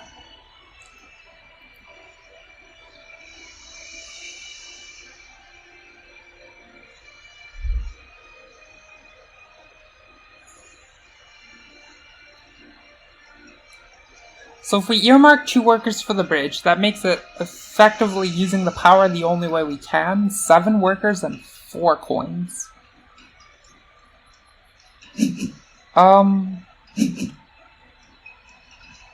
If we upgrade... Let's see, I'm trying to think... Probably we want to dig this hex sooner rather than later. But unfortunately, there's no great way to do that other than to throw 1,000,000 workers at it. We'll see how the bonus tiles shake out here, but that could be one way to make sure we get on the trading post scoring card, is just to throw most of our resources at making that dig.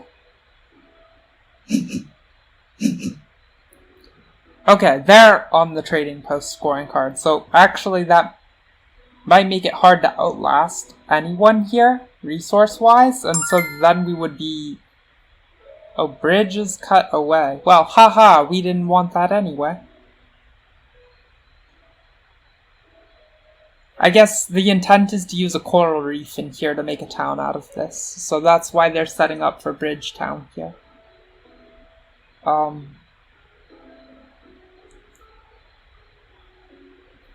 Will mermaids be able to 3-town? It seems like no, just 2. But they're doing so well on points as is.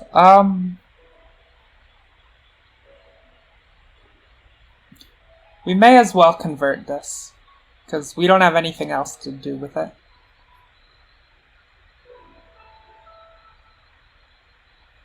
We could make a priest investment here to pick up the missing power. Here we are gonna need, we have these 2 priests plus 1 more priest generated by income. So that's...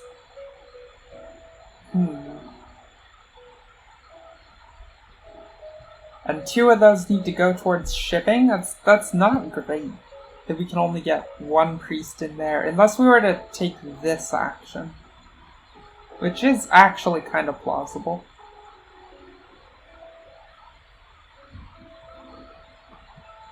Maybe let's reset this and head down that path instead, where we take this and then we can invest multiple priests. Yeah, I like this route better.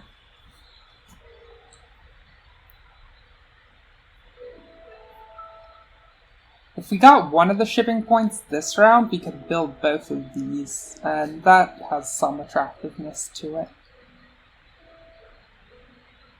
One of the shipping points does eat a lot of the work. Well, no, we can recoup some of the power from advancing here. Yeah, let's, okay, priest it is.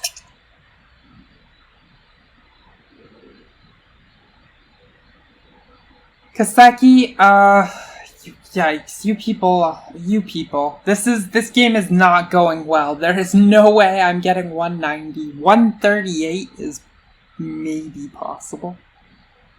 Maybe.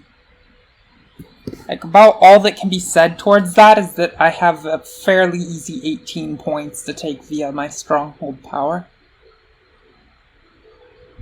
And then one imagines I can reap at least 12 on the last round. So that's 30 already. Been a couple cults. Yeah, it's like not too crazy to think I'm at least breaking 100. So that is not a high bar in this game, but it means that I don't have to get ridiculed for the rest of the night.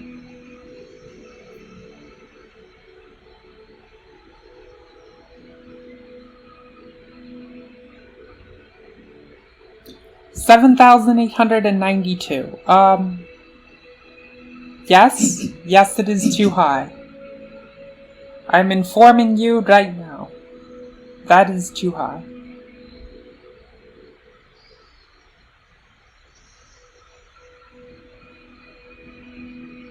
It'd be really nice if the second town could be another one of the cult town tiles.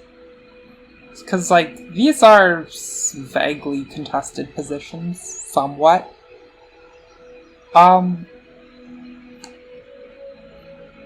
Okay, so I want to get some priests invested, because if I don't, then I'm not getting the payoff here. So... where should I put them? People have not finished necessarily with the onslaught of fire twos. The mermaids will probably pick one up this round.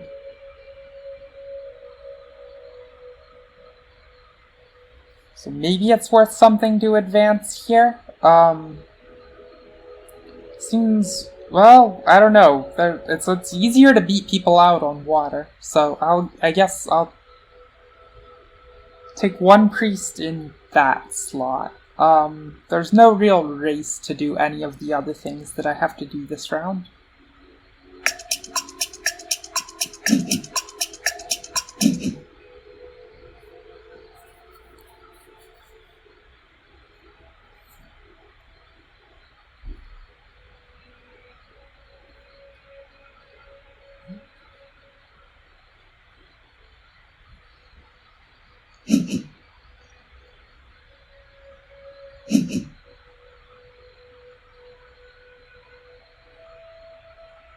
Which is gonna have to make a play over here if they want to look at even 2 towns, actually. They're gonna have to look for a bridge town here. It might not be possible. I feel like it has to be. They have infinite resources. Surely with infinite resources, the witches can find a way to make a second town over 2 rounds. Yeah, no bridge limit would be something. Then I would, well, what even would I do with no bridge limit? Like, try to dig this hex and bridge across here?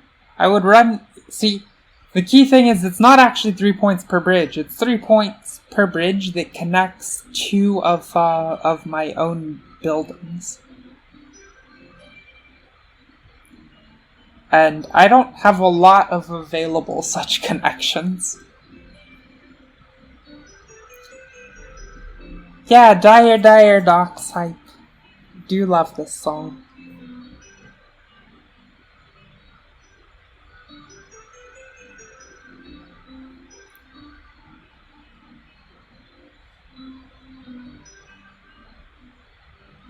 You know, if all we can get for a scoring tile in the last round is this 3 coins and a spade, honestly, I'll probably just take it and be happy.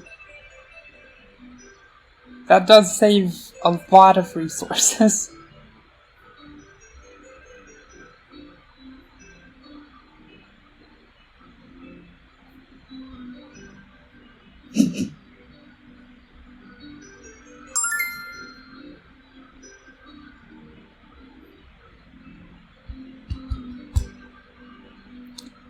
I think it's wise to invest Earth here just because I want to invest another priest somewhere, and if I don't take it in Earth, I'm not gonna get the power returns that I really need on this. Yeah. Because I need to save one of these priests for a shipping upgrade. Because I'm only getting 2 priests, or 1 extra priest as income for the rest of game. So this fellow can go in here. Yeah. Get in there, priesty.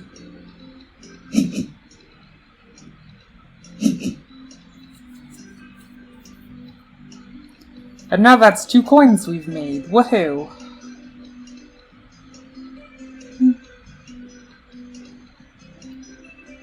Priestess?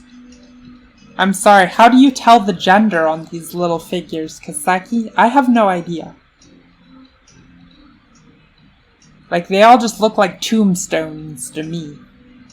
Maybe I'm supposed to imagine the crucifix or something? It kinda looks like that, but that would be real grim. I'm not sure I want to imagine every single one of my priests getting crucified. Scale it back a little, priest. You don't have to believe that hard.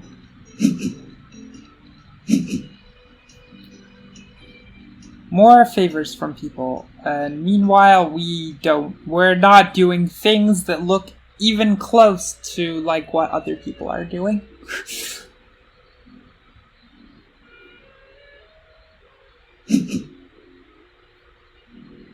Yeah, power capped for that one. We probably wouldn't take the point trade there. It's not super favorable. But there goes the town. Let's see which one. I guess we do have the option to make it a shipping town also to connect up. That is possible, though there's only 1 left, so That's a dicey thing to bet on. Let's convert some of this money that we've managed to gain back, and, actually, do you just want to convert it all right now and take some shipping, and then spread?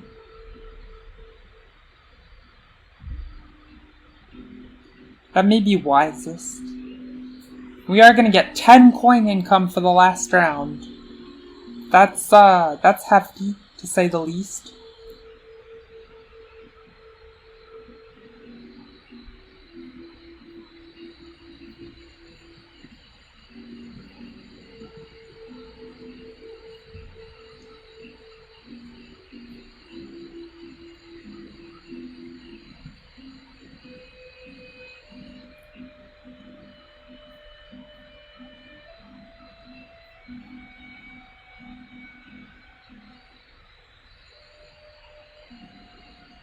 This is a weird song.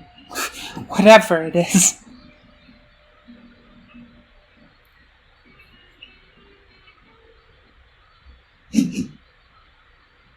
I'm sorry, what am I checking, Illusion?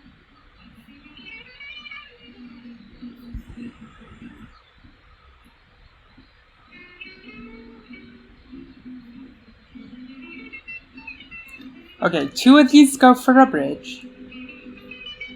That's gonna make this a very occupied region of the map. Oh, discussing priest gender. Yeah, or priestess, as the case may be. I mean, apparently I do have to check. This is something that I'm learning. I don't want to be the one that peers under those robes. That ain't me. I will let the priests or priestesses self-report. Each new one we acquire, we'll just ask it. Priest and or priestess, how do you self-identify?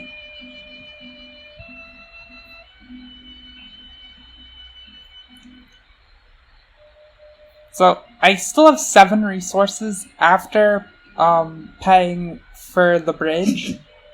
So that lets me build dwelling, at least.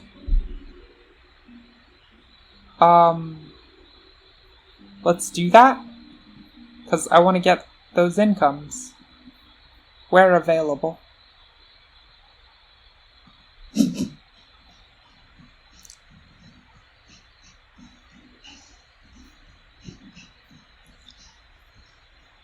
We can, of course, pass at any time that a point scoring tile becomes available. Any of those, very happy to have them. Okay, this is interesting. We have to lose 2 points for this? I don't think we want that. Yeah, this actually reduces our resources going into next round anyhow, if we try to spend any of this power. So we can turn this down safely enough.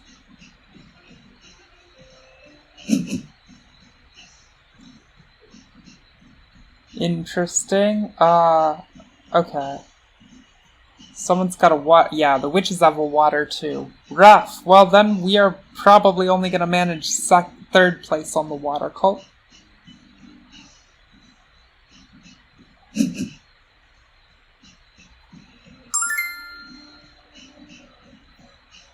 Do I want this? No, I don't think I want this either.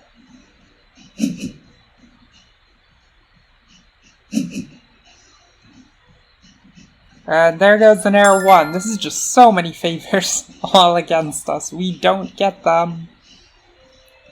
Actually, I should take the most important action first, in case these do come available to pass.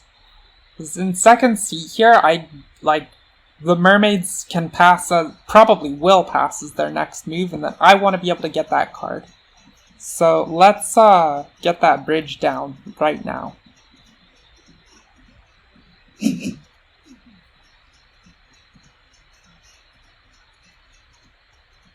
It's gonna make it kind of hellish to dig this, but whatever.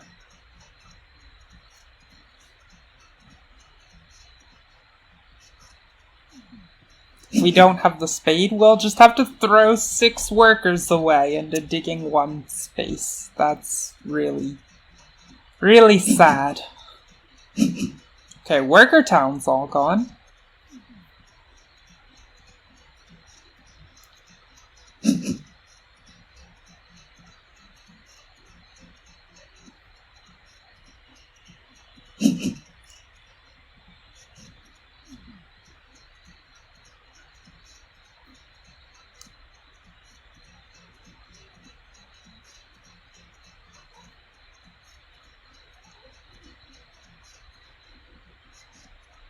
Yeah, I think more and more I'm just leaning towards don't connect as a strategy. I don't think we can beat anybody on network size, except, well, witches still have a lot of shipping upgrades they have to make if they want to connect.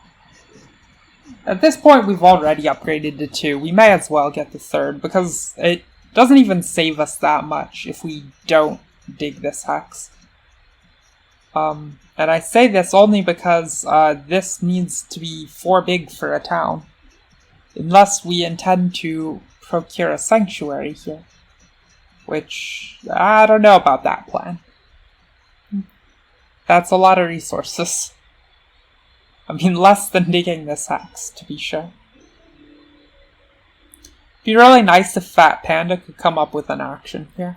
Because then we could go ahead and dig this as one more move in the round. Which, you pay us back a worker.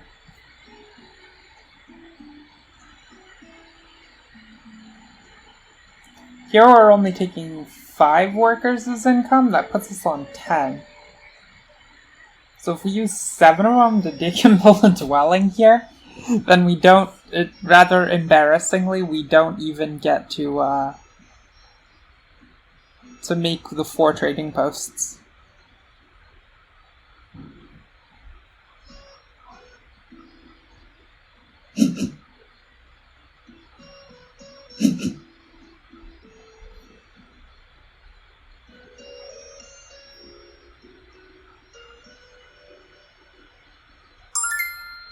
Okay, pass on to the spade. So, we are next in line to pass behind witches if we want.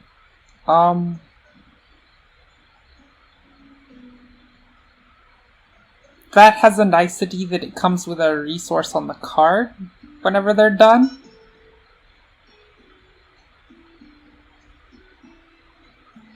Hey, Andrew! I'm not sure if I've seen you around here before. Welcome to the stream.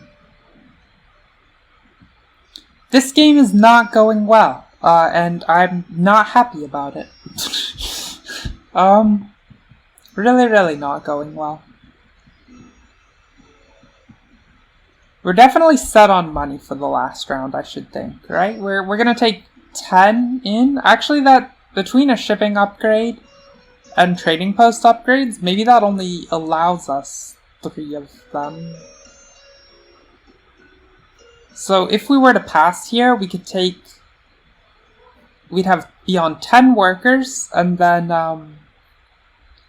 10 workers does dig this hex plus upgrade 3 trading posts, which is kind of a bare minimum for what we could consider doing.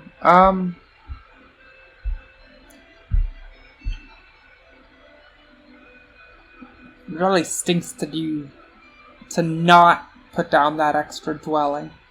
But if we grab this up here, it also keeps the witches from getting to that scorecard, which is definitely something we're interested in. But we want to keep alchemists off of it too. It's just better for not getting last. So I think this is our spot.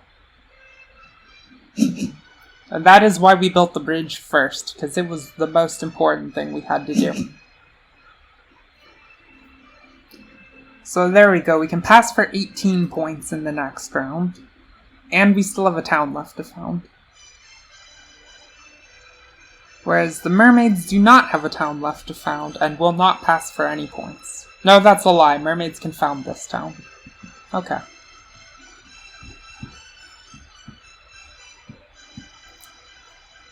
What we really need here is the ability to take this plus shipping thing and get ourselves to 4 shipping. It's a shame that that is not a legal move.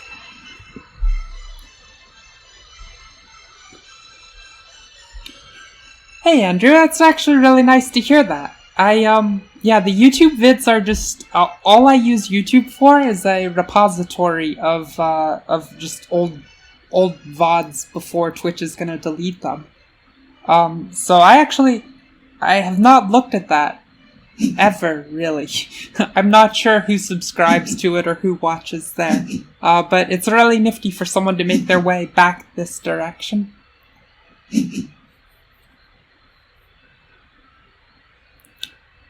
I take it you must be a Terra Mystica Illusion, I think there's that option only exists for partnered streams.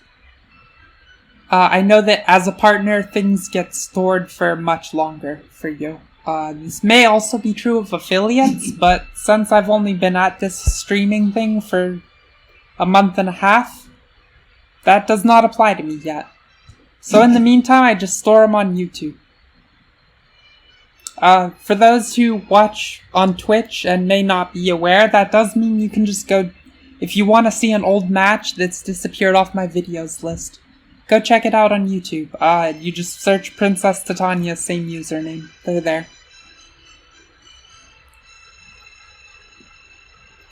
Okay, so alchemists are gonna get the trading post scoring card. It's witches who don't get a scoring card. I don't know that I'm necessarily happy about that, because this game is going so badly that it might be nicer to just be a lock for not last.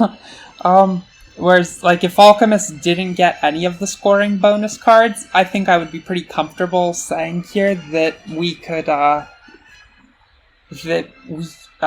defeat them. But that's not the case. Now they do have a scoring card, which gives us a better shot at taking second, but a worse shot of avoiding last.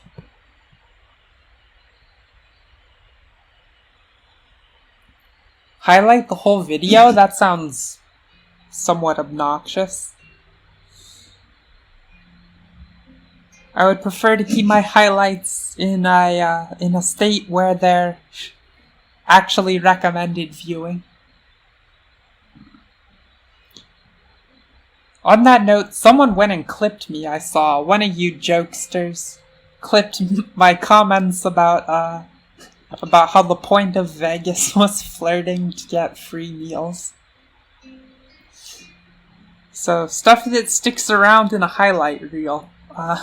Maybe not my finest strategic moments.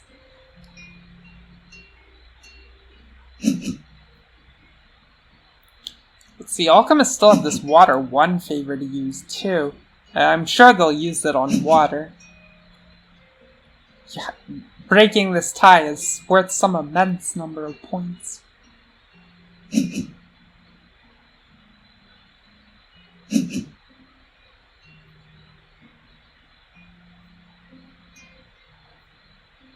Okay, so there is an option to use our priest as a worker and then take the shipping town tile. That actually saves us quite a lot of resources to do it that way. So how do we want to play this out here? It would not be amiss to use 3 power to get a priest at all. I mean, we still have one in the supply. And getting a priest on the fire cult's still good, and it is possible that we'll be thankful we got one in on the air cult. We could even get 2 in fire profitably, and we could use them as single bumps in water. So I kind of like that. Then of course we'd have to hard dig this hex, and that is going to be most of our workers. So that's 7, just building here. And then if we upgrade 2 of these as trading posts, we can get the plus shipping town tile to use the priest as a worker to upgrade 4 trading posts. So that's definitely a compelling case for using this 3 power, as, well, it doesn't actually become a priest. It effectively just becomes a worker, so maybe we should just make the move right now while the plus shipping town tile is still guaranteed to us. We really don't want that to disappear. It's not obvious to me that it would get taken by anyone. No, the witches would probably want it for connection's sake. So, yep, let's bite that away from them. It does prevent us from taking the town tile that gives us a bump on every cult, which is worth 3 power. That's not quite as good.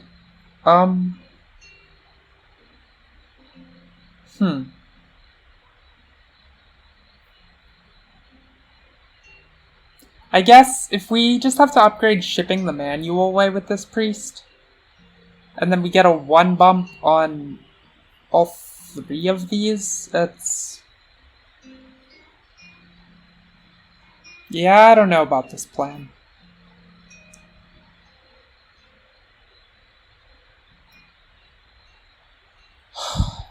Sorry, I see some chats. I will be reading them in a moment. I'm just thinking very hard with this minute and a half that I have left here. Trying to plan out what's the best use of resources for the round. I do want to connect because that means that we can actually beat the witches on network size. Quite feasibly. And I want to make as many of these trading post upgrades as possible. Is it possible to do all that and keep a priest? Is there any line here? So if I use the 7 workers and take this now... I mean, I guess I should just do that regardless because I don't know what town tile is coming. And I want to convert so that I can accept more if that would happen somewhere. So let's just go ahead and hit this hex, like so. It has to be done. There's no other way to get it. May as well.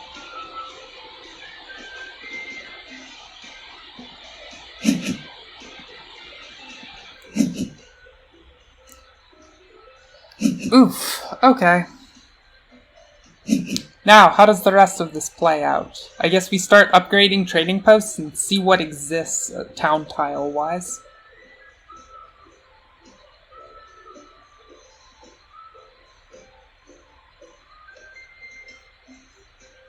Okay, let me catch up on chat now.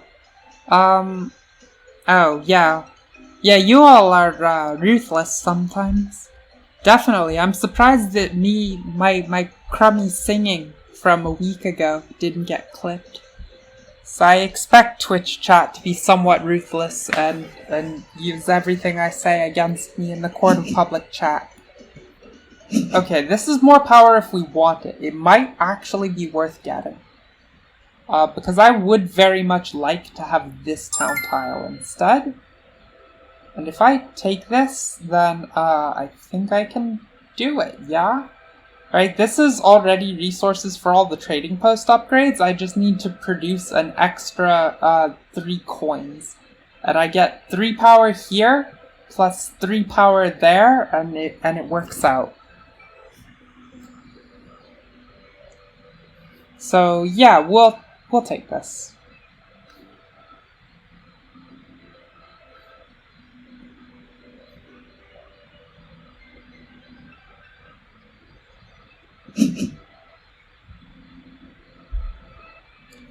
This just as equally allows me to take 11 points if I want it. If this 8 points and 1 bump on every cult runs out. Oh goodness, the second verse. Yeah, maybe next stream. I still need to check out the lyrics on that song. So Andrew, you surely must be a Terra Mystica player if you're enjoying strategic commentary. Do you have a favorite race? I always like to check in with people and see.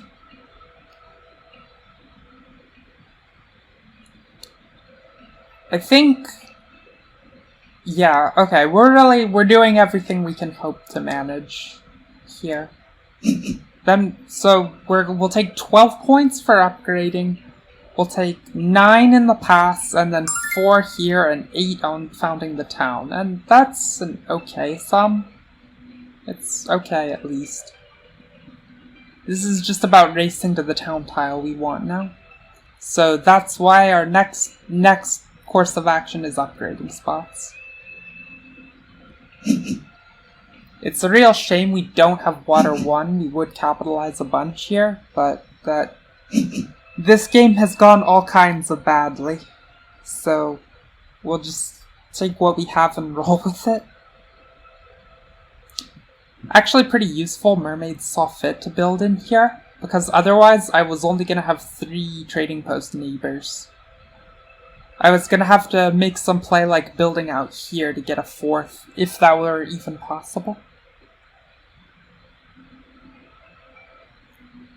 No pressure, Illusion. Don't load it on him or her to choose your favorite race. Sorry.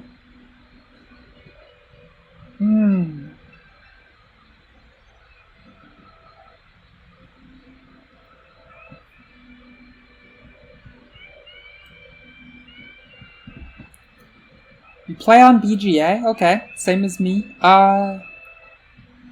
Let's see. Engineers. That's a good favorite. Very fun, I think. And this is not a shining example of how to make them work at all. Not even a little. So, the Mermaids taking here has another key useful feature to it, which is that it cuts the witches out totally. And witches are not going to score another town now. They were going to want to build here and try to bridge or something, but there's just no feasible way for an extra town to be constructed. They have so many dead buildings they can't town up. So we'll be happy about that. I think we can beat them on network. It seems pretty safe to assume we'll defeat the witches, even though their point score is far enough ahead of us. Also, we just got a free 1 power, so lucky day.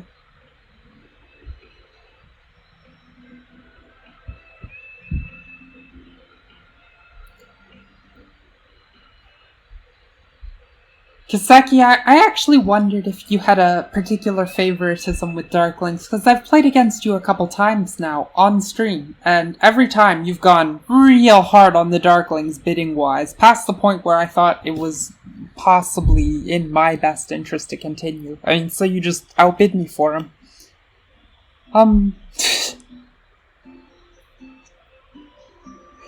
Chaos Magicians are, I don't know, if I think the key with Chaos Magicians, which I emphasized in my last Chaos Magician video, is that it's about picking them when they're good. Not playing them that much, like, how to use them is not especially challenging. It's mostly about how to identify when their default game plan is going to be strong. And a lot of that is just how much power can you absorb and will you be able to dig through this center part. Even if you're not starting here, you can start on this position to absorb power over here in some weird scenarios, and then with shipping come across this way, but you're still going to want to dig through here. It's a much rougher road if you don't get to dig across this middle part.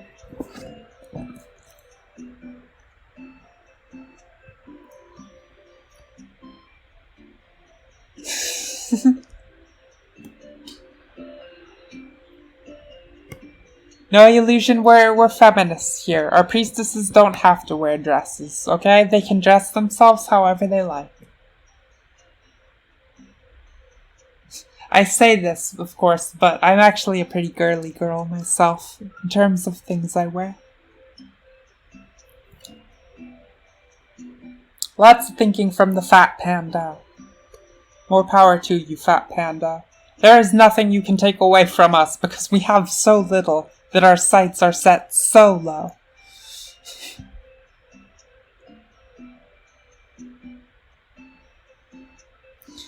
Okay, that's one sensible way to interpret what we see here and why it gets so much wider at the bottom. Like, I guess I figured that was a robe. But it could just be that their priestess is wearing a dress.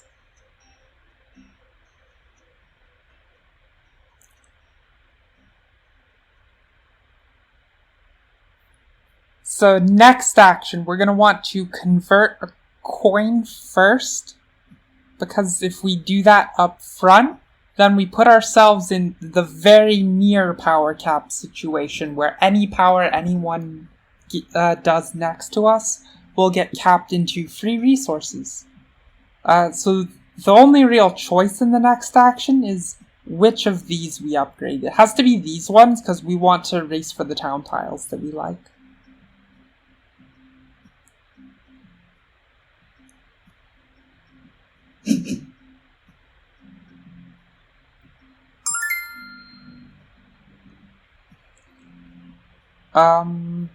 Okay. Mermaids still have a dig left. I don't know if that amounts to anything other than helping their network. I imagine not. Yeah. Okay. So let's make the conversion. And then, yes, we figure out which one of these we want to upgrade. So let's see. I'm not especially thrilled with giving the free 1 power to the alchemist here. I guess it doesn't matter that much. They can kind of take these already. But it does make a transition from the half coin state to the full coin state if we do it for them. So I think I'd rather charge them over here. Of course, we give a free one to mermaids too, but again, it's just in the half coin state for them, so probably doesn't matter. We'll upgrade this one first.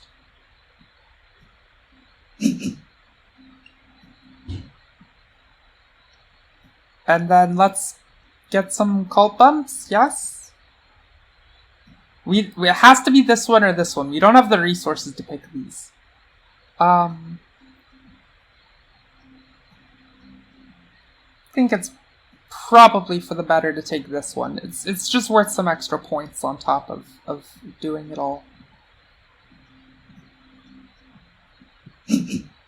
There we go. That puts us... No conversions. So, as mentioned, we want to do our power exactly like this so we could gain free resources if anyone did anything next to us.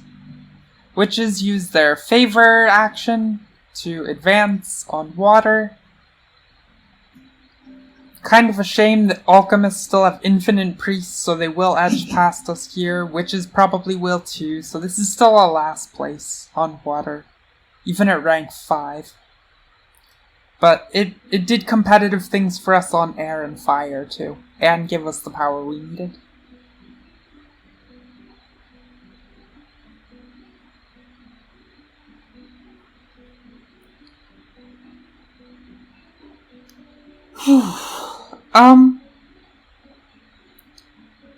Yeah, Andrew, I don't know if I actually have had it's been a while since I've had an alchemist game on stream. I would love to showcase more of that. They are my favorite race to use.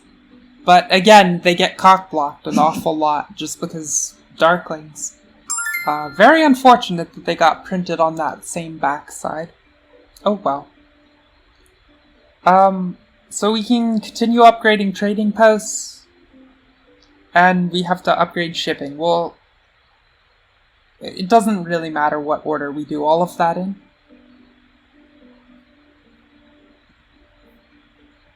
I guess let's maintain the illusion that we have a priest we could use on the cults for people. Let them feel threatened by that a tiny bit longer, even though it is such a vacuous threat.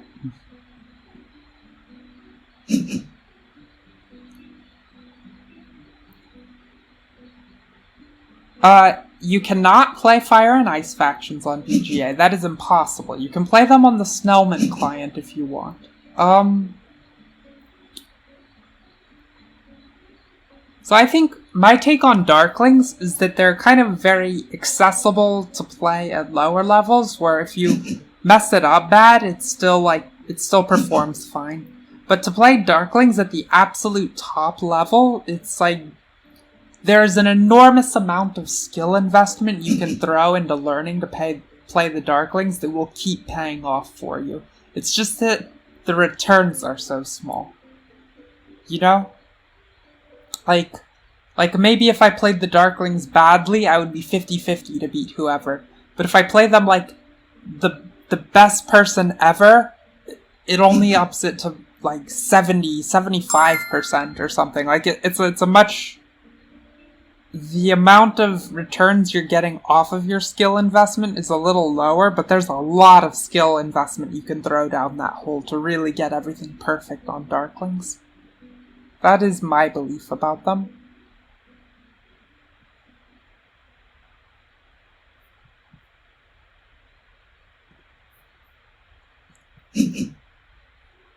Hey Deluxe, nice to see you back here. How is this game going? Not well.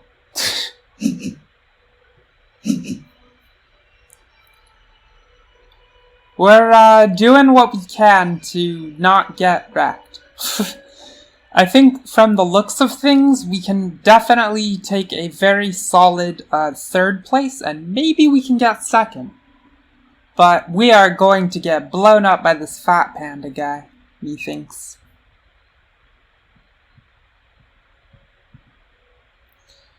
Yeah, so Deluxe, it's important to realize the witches are not connected here. And I don't think they're gonna get connected here.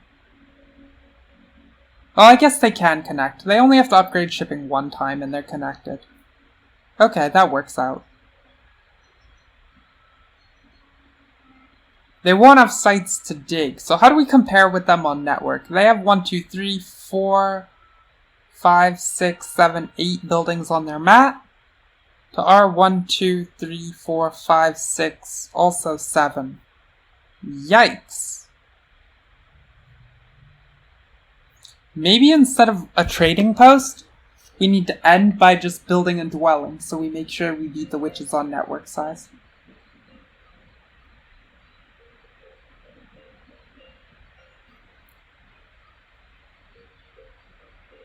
It's only one less point for our favor boost as compared with the round scoring, and if it secures this network, it's enormous. That's probably something I should have been looking into before upgrading this trading post as well, because I could have built both of these.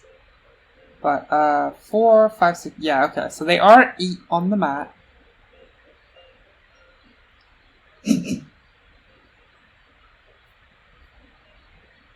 We are 7 on our mat.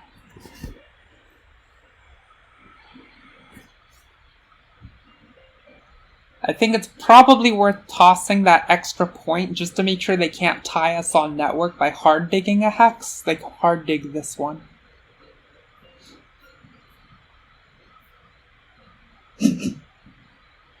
Who am I gonna beat? I think I've got the witches under wraps, and the alchemists are maybe possible to beat. It is important to remember in this situation, Deluxe, when we click pass, we're gonna get 18 points. 9 from our bonus tile, 9 from being the engineers. So that's kind of a lot of invisible floating points here.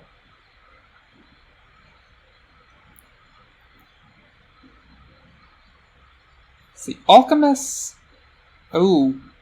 Alchemists are going to, Alchemists are going to found another town. Okay, probably not beating alchemists then. Yeah, and they've got network on lock too. Okay. So yeah, let's just aim at beating witches, and the safest way to do that is build an extra hex.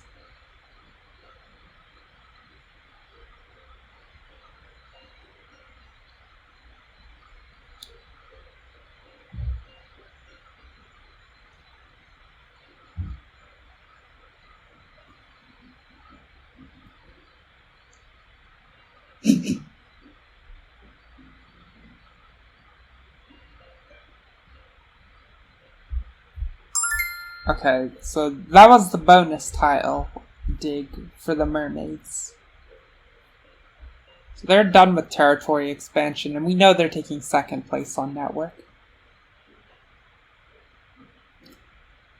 Okay, yes, and they are... Oh, actually, mermaids... They still have a town to found also over here. But that involves paying out for an expensive trading post upgrade. That's probably their last action of the game. Oof, and then they'll pass for 4 and yeah, okay. I think Mermaids have won this. Alchemist second. We'll take third. Maybe? We'll see how it goes. There's no help for this. My best recourse is to build up here in the corner. Just to ensure witches can't hard dig a hex. Yeah, they have no other magical digging source. Okay.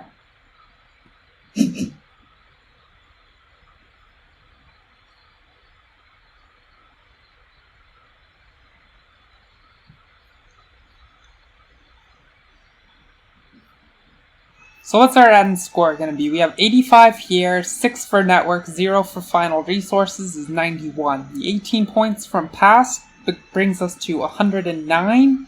And then we have whatever our cult scoring is, which still looks to me like it's, let's see, witches actually, can they pass us on the air cult? They may be able to. Yeah, if they upgrade a temple and take air 3, and then they throw a priest at this, and then they upgrade shipping. Yep, that'll do it. Okay, so we'll probably get like 8, 4... Well, that doesn't let them beat us on this cult. Okay, so they're still going... Now they can't make the line that was just described. So that means we have 8, 8... I think this is a 0, and the alchemists have enough priests they can bump 1 here also. So this is probably also a 0. So 16 more, that takes us up to 125 as an ending score.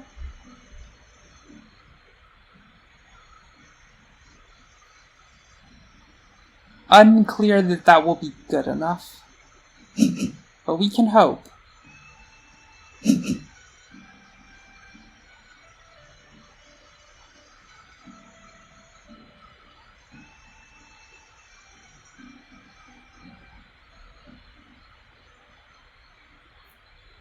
Alchemists founding a town. What will they take? It took an all cult bump for 1. Yeah, that's pretty reasonable, actually. That makes a lot of sense.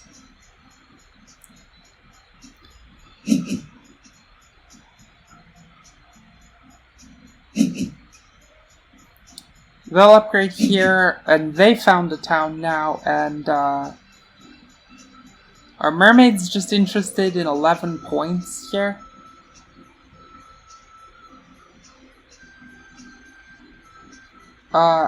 Is the priest any better at all? So if they can get the priest in fast enough on the air cult, which they probably can't, alchemists should move to take the spot before they have another action. So I don't think they want the priest. It's not worth the full 2 to them to invest it in Earth, so I think they should just be grabbing this 11-point town tile.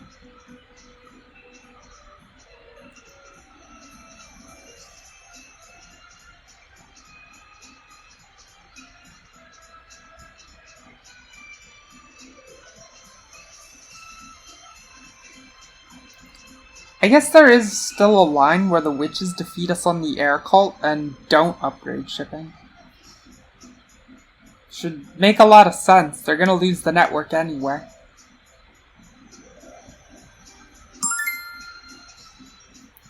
Oh, mermaids decided to get that last priest. Okay, well, we'll see what it does for them. We have no decisions to make here. So we'll just pass on to a large number of points that is not large enough.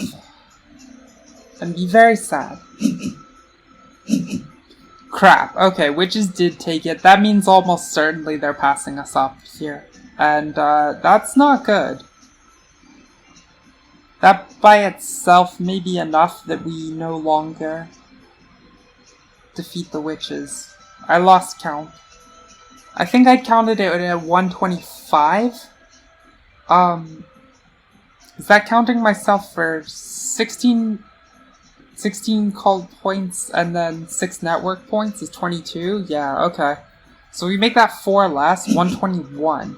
Is that sufficient to defeat the witches? Yeah, unclear.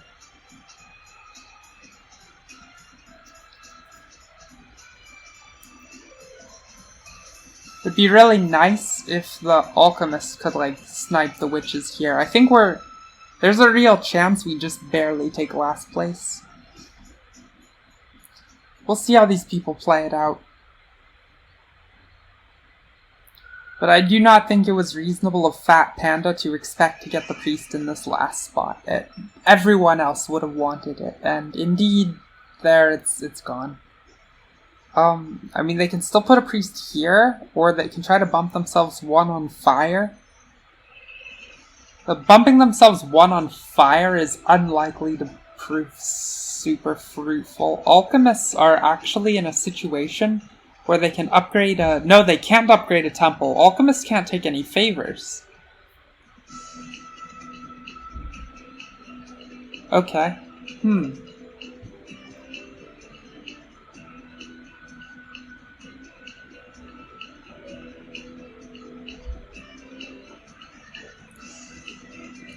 Yeah, the more I look at this, the more this looks losing. I don't think there's a way out on this. Yep, there's the temple, and sure enough, it's gonna be Air 3. Sad face. What we want to hope for in the name of beating witches is the alchemists take... Well, the alchemists can't take Fire 3, they can't build temples. I guess alchemists can advance twice on the fire call, just using their priests the inefficient way. That's actually not an unreasonable course of action for them. Given that they're last to act, they're gonna... Oh no, witches found yet another priest. Okay, interesting. They're probably putting their... Well, are they putting their first priest on fire? They can also put it on earth. Or they can just take 3 points for it via that upgrade. Huh. I think that was probably worse for them than using it on cults. No, that's not true. Okay. Then we're doomed.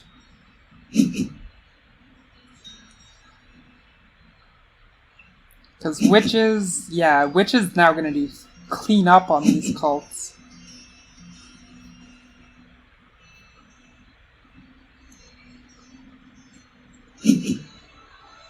Yeah, I mean, we could do that illusion. That's kind of scummy, but also it requires someone to time out. So, like, we're just gonna have to lose. Sad times.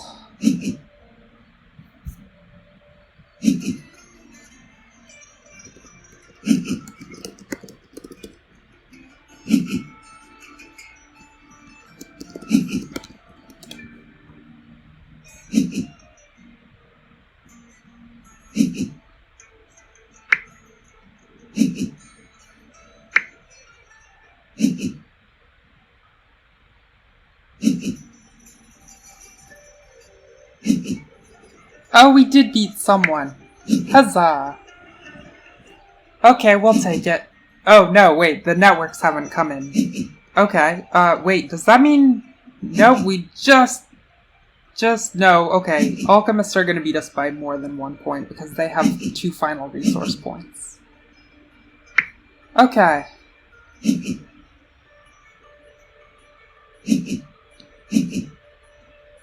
Well, that was indeed very, very close. As said. But we managed not last. And almost second place.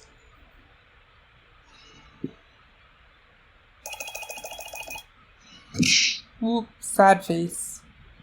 Okay, well, we didn't lose out too much here, thankfully. It's definitely a very highly rated batch of players. Yeah. Illusion, as I always say, you all routinely guess too high for what my ending score is gonna be. But thanks for watching, everyone. Unfortunately, I think I am gonna cut the stream off here, but stream schedule, as always, is visible if you scroll down underneath. So I'll be back with a lengthy stream on Saturday with a bunch of games. And Andrew, if Alchemist, or if you're around, I will try hard to get an Alchemist game just for you, so you can ask all the questions you like. I say this somewhat selfishly because I also enjoy playing the Alchemist.